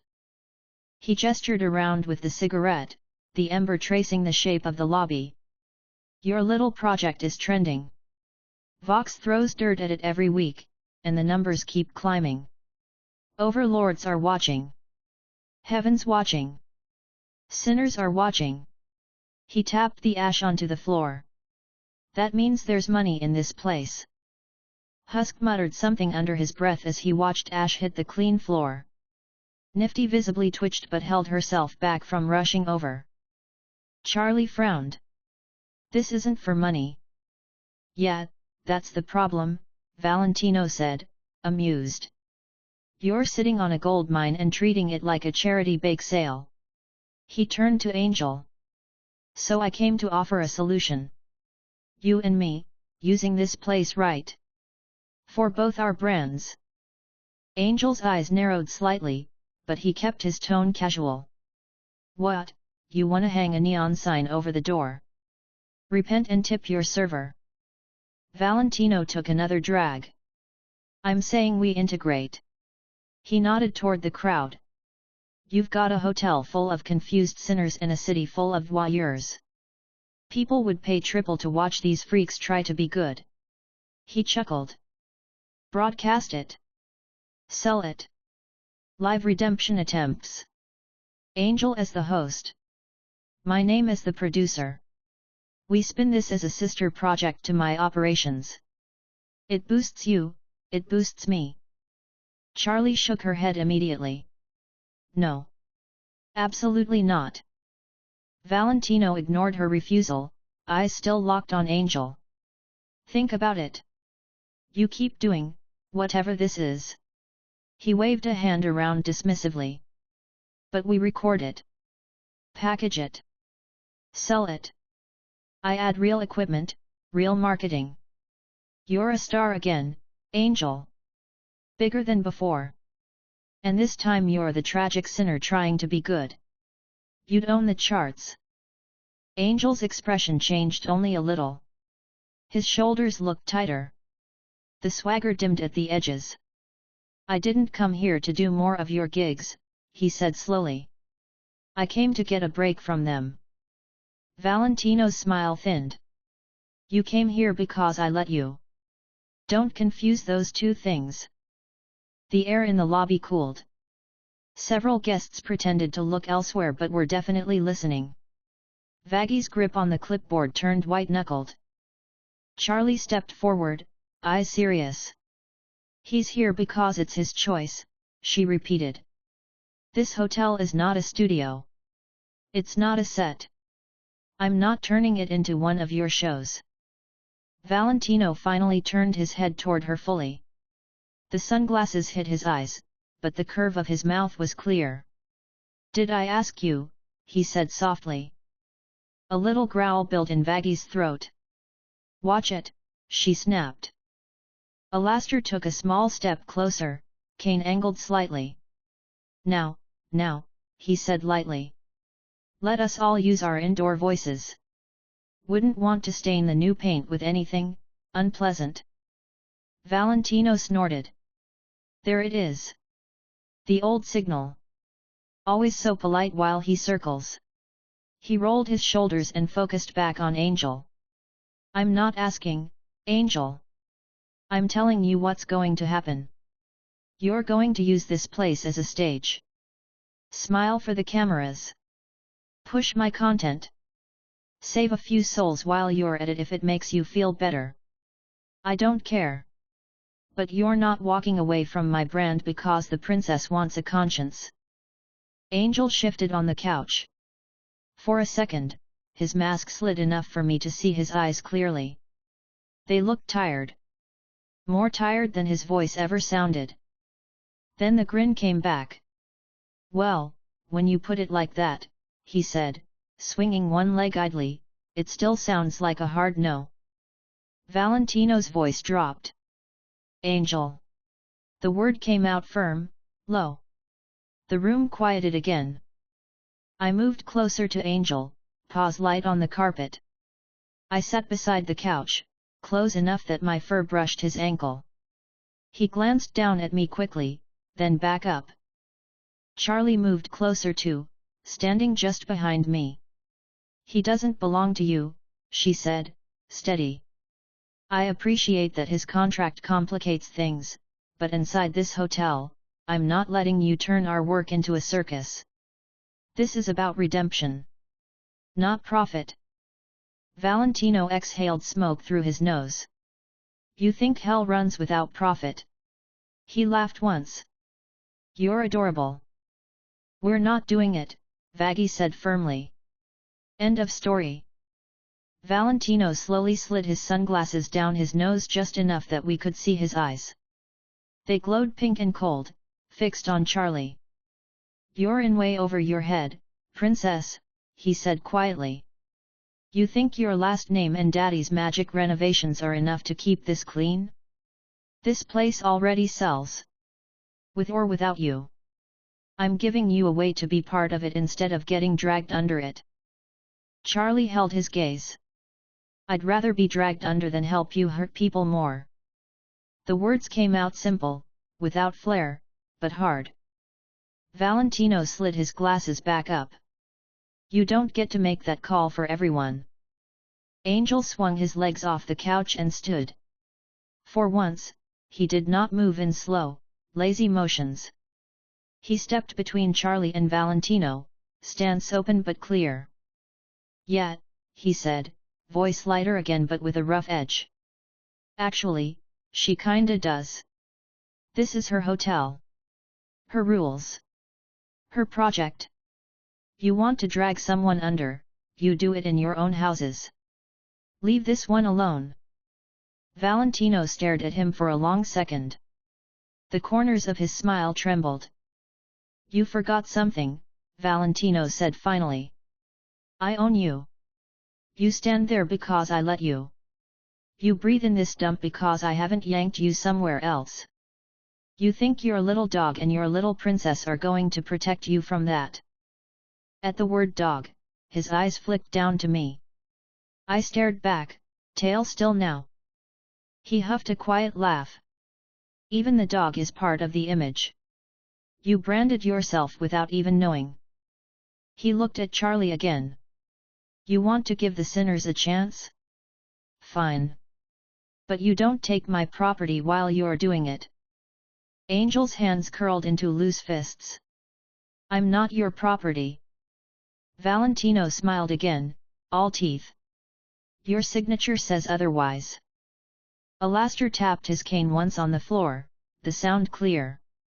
Well, he said in his usual calm tone, this little conversation is becoming dreadfully repetitive.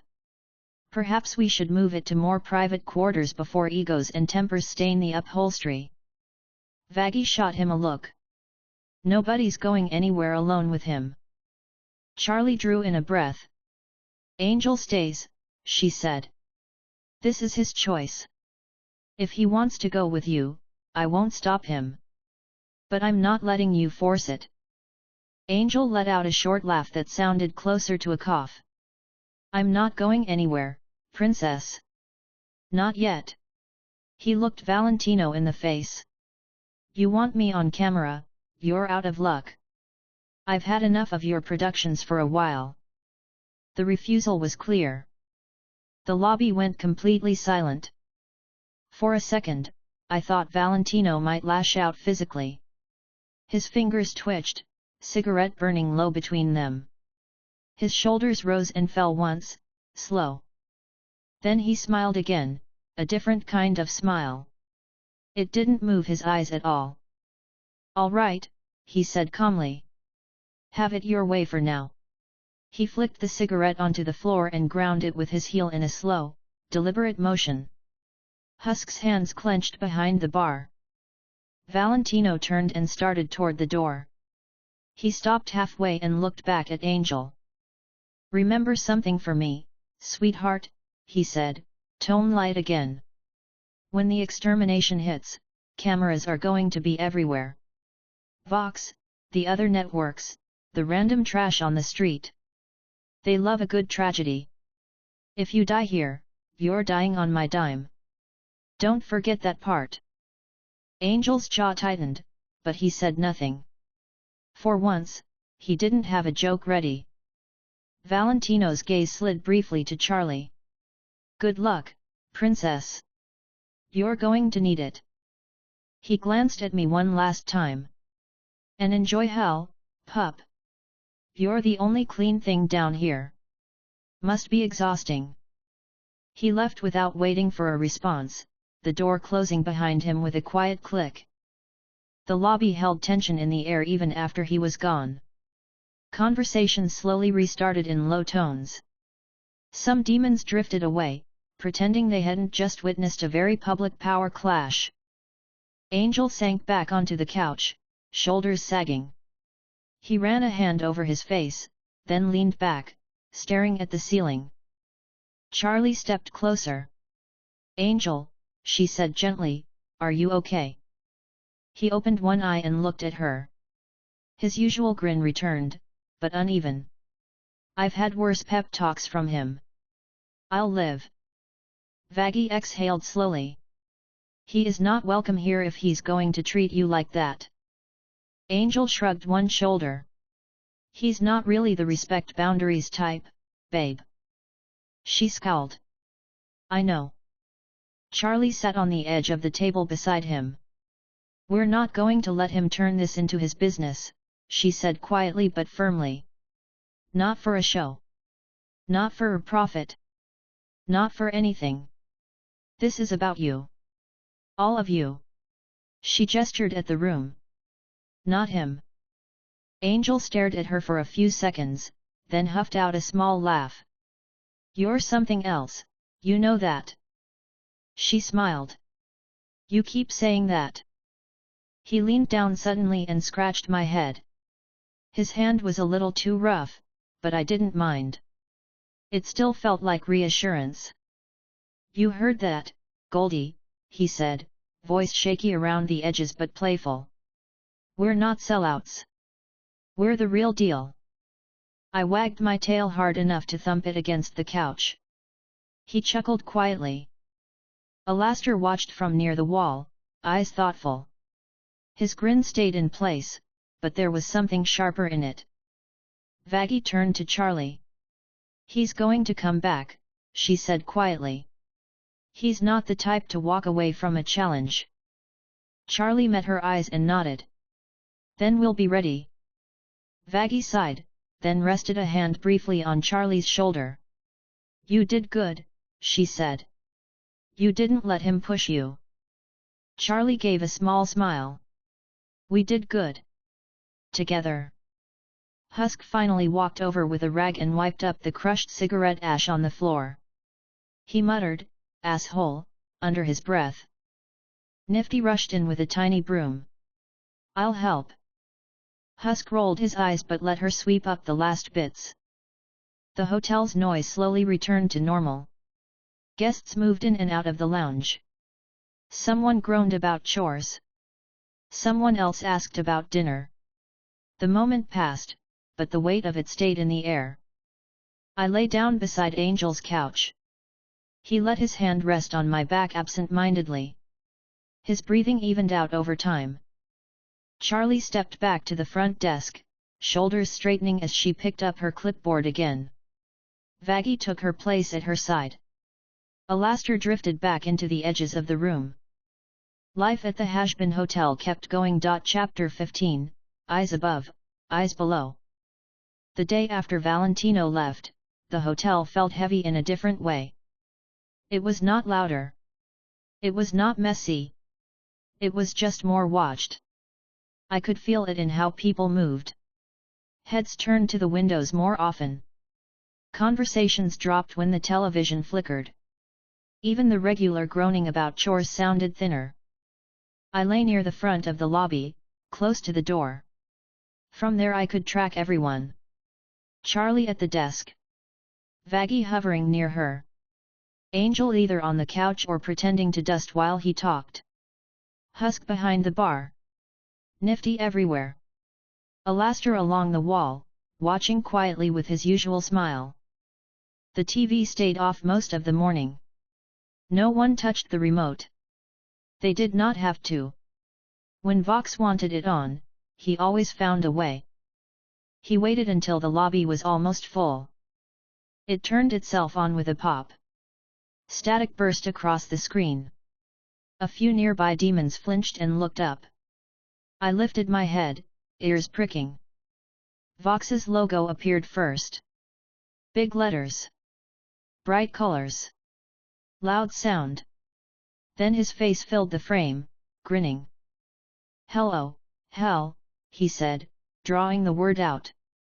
Vox here with another episode of What the Hell is Going On with Hazbin Hotel. Because apparently, that's all anyone wants to talk about. Charlie turned, focusing on the screen. Vaggie let out a long breath through her nose but watched too. Vox snapped his fingers. A graphic appeared beside him. On one side, a photo of Lucifer and Charlie together in the lobby. On the other, a picture of Valentino from some club ad.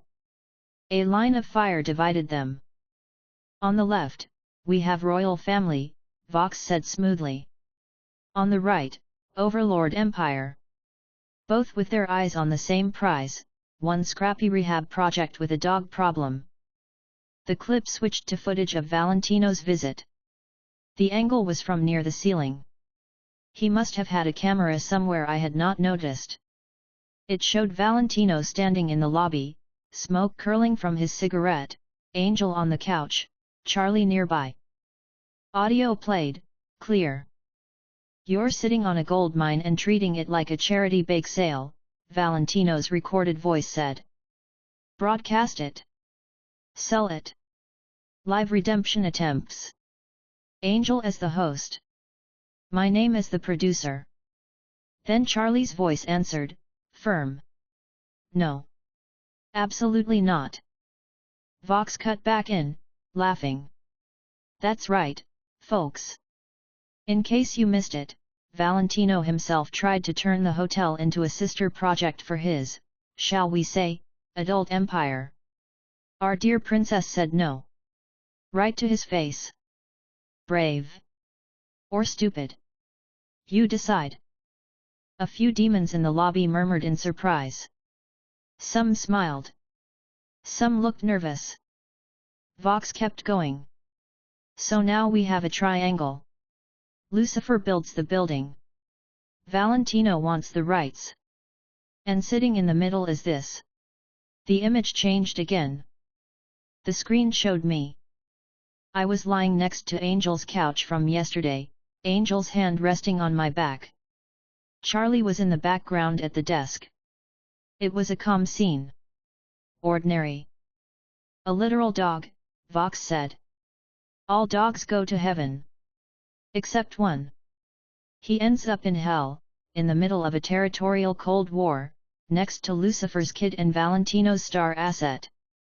If you wrote this, they'd call it bad fiction. Angel snorted under his breath. He wishes he could write this. Vaggie glared at the screen. He needs to stop using you, she said, looking down at me. Her tone softened for a second.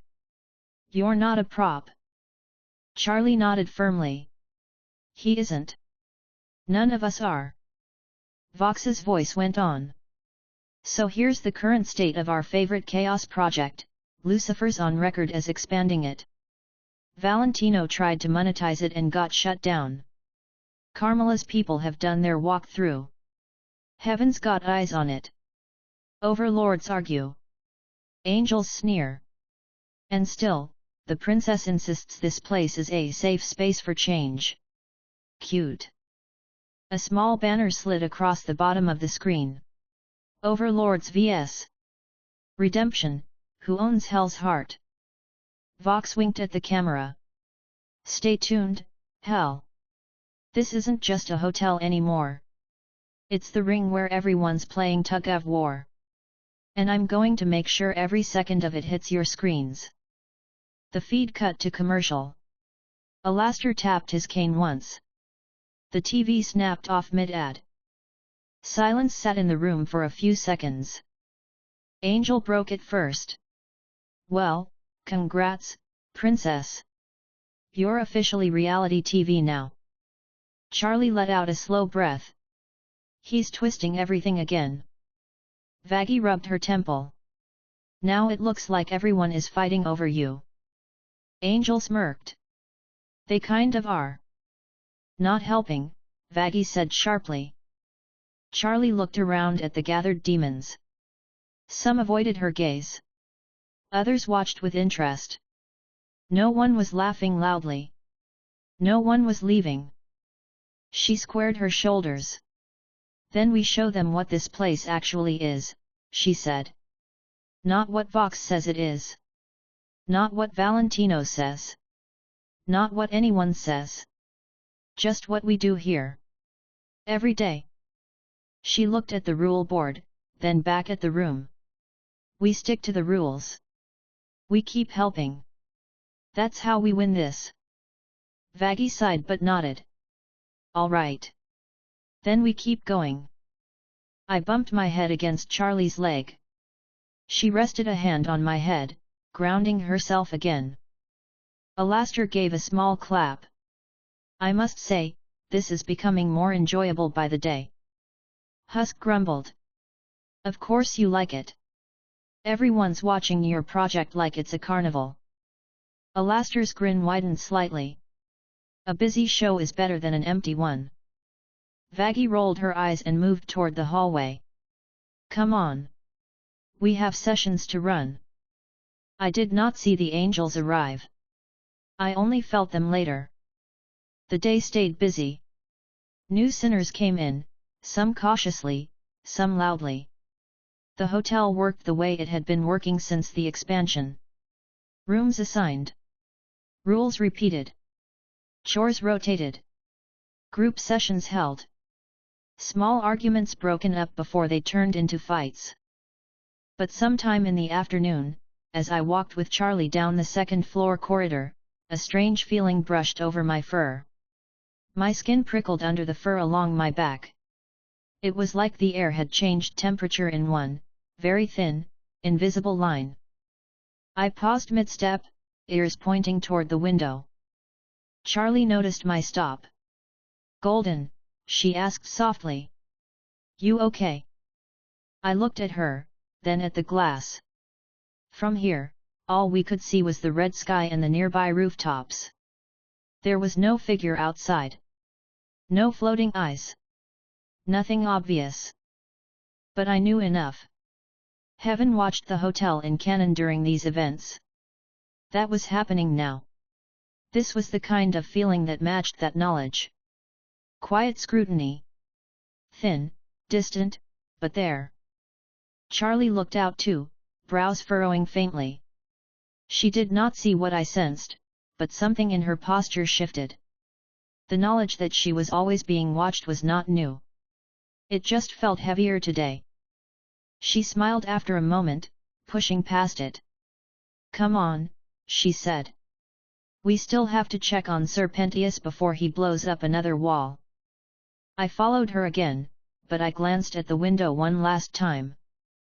Somewhere unseen, beyond the clouds and the red glow, eyes were measuring all of this. Watching Charlie reject Valentino. Watching Vox's broadcasts. Watching me move through the halls. Recording all of it for a report with clean lines and cold words. The idea did not scare me. It just made things clearer. We had an audience above, not just below. Later that night, after dinner, the hotel finally caught a moment of quiet. Guests scattered to their assigned floors. Some stayed in their rooms. Some hung around the lounge in small, tired clusters. The bar was open, but Husk kept the drinks under control. Angel sat on a couch with his feet propped on the table, flipping channels on a small TV he had dragged close. The main TV, the one Vox hijacked, stayed dark. I lay under the rule board, eyes half open, listening to the muffled sounds of people. Soft laughter. A door shutting upstairs. Footsteps. The ding of glass against wood. The front door opened. Not loud. Not dramatic. Just a clean, soft open and close. No extra noise. I raised my head. Velvet walked in again, alone this time. Her hair was perfect like always, outfit sharp, shoes clean despite the street outside. Her phone was already in her hand. Charlie looked up from the front desk and straightened. "Velvet," she said. "Hi." Vaggie stepped out from the hallway instantly, posture on guard. "Great," she said dryly. "The camera girl's back." Velvet snapped her gum softly and sauntered forward. "Relax. I'm not live streaming. This is a direct line." Angel glanced over from the couch. "Direct line to who? Your followers or your boss?" Velvet rolled her eyes. "To Carmilla." She wanted a follow-up. "So here I am, being a good daughter." Alastair drifted closer from the corner, cane tapping once. "How dutiful of you." Velvet gave him a flat look. "You're creepy." He smiled brighter. "I get that a lot." She turned her attention back to Charlie. "All right, Morningstar, here's the deal." Carmilla watched the footage. "All of it. Your dad stretching the hotel. Valentino trying to snatch your place for his brand. You saying no." She shifted her weight. "She thinks you're either very brave or very stupid." "Probably both." Charlie gave a small, calm smile. "I've been told that before." Velvet shrugged. "She could have stepped in already." "She didn't. She's decided to leave you alone. For now." Vaggie frowned. "What does for now mean?" Velvet lifted her phone and scrolled. Her exact words were, "As long as the hotel does not disrupt the order of hell or my businesses in any measurable way, I have no reason to interfere. Observe and wait." Charlie nodded slowly. "That's fair." Vaggie stared at her. "You think that's fair?" "It's better than her trying to destroy us," Charlie said honestly. Velvet snorted. "That's one way to see it." She slipped her phone into her pocket and tilted her head. "But she also told me to give you a warning." Charlie's shoulders tensed just slightly, though her face stayed open. "Okay." Velvet's tone flattened. If the hotel begins to pull power away from the overlords, their gangs, or their revenue, I will consider it a direct challenge. I will not let that stand. Her words. Not mine. Silence settled over the lobby. A couple of nearby demons glanced over, pretending not to listen while clearly listening. Vaggie folded her arms.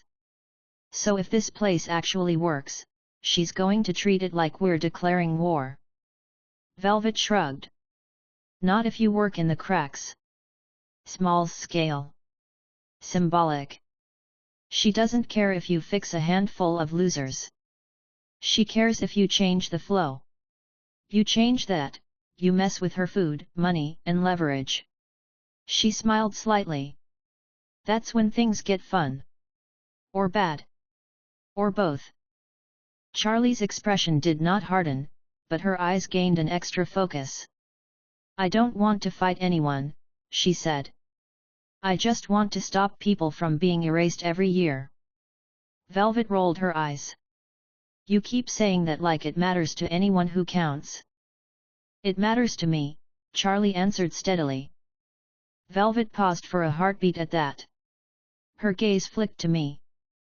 I stood up and moved closer to Charlie's side. Velvet's mouth tugged up in a small crooked smile. Yet.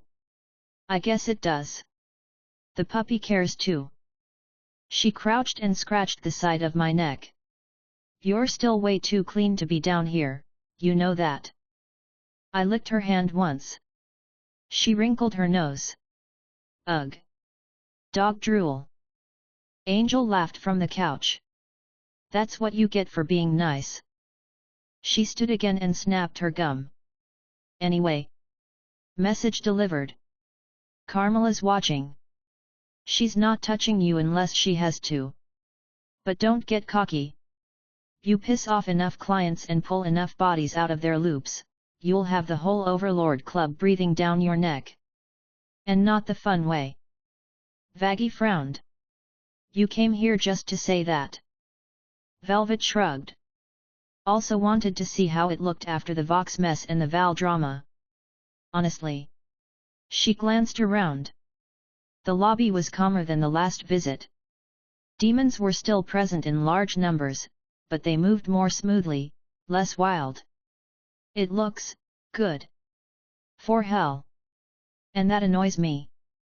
Charlie brightened a little. Thank you. That wasn't a compliment, Velvet said quickly. Charlie smiled anyway. I'll take it. Velvet sighed dramatically. You're impossible. Alastair chuckled quietly.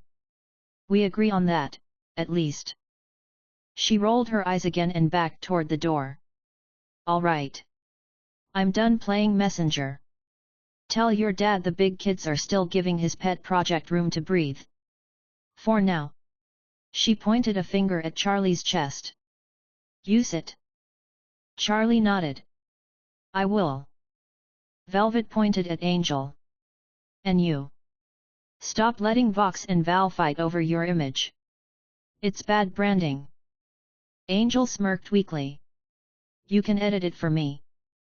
Pay me, she shot back automatically, then opened the door.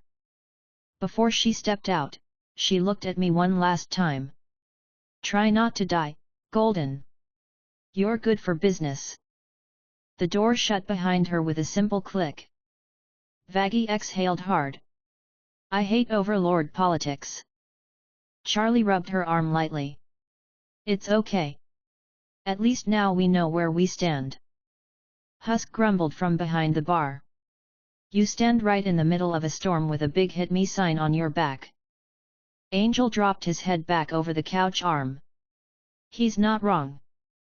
Charlie moved closer to me and knelt, her knees making a soft sound on the floor.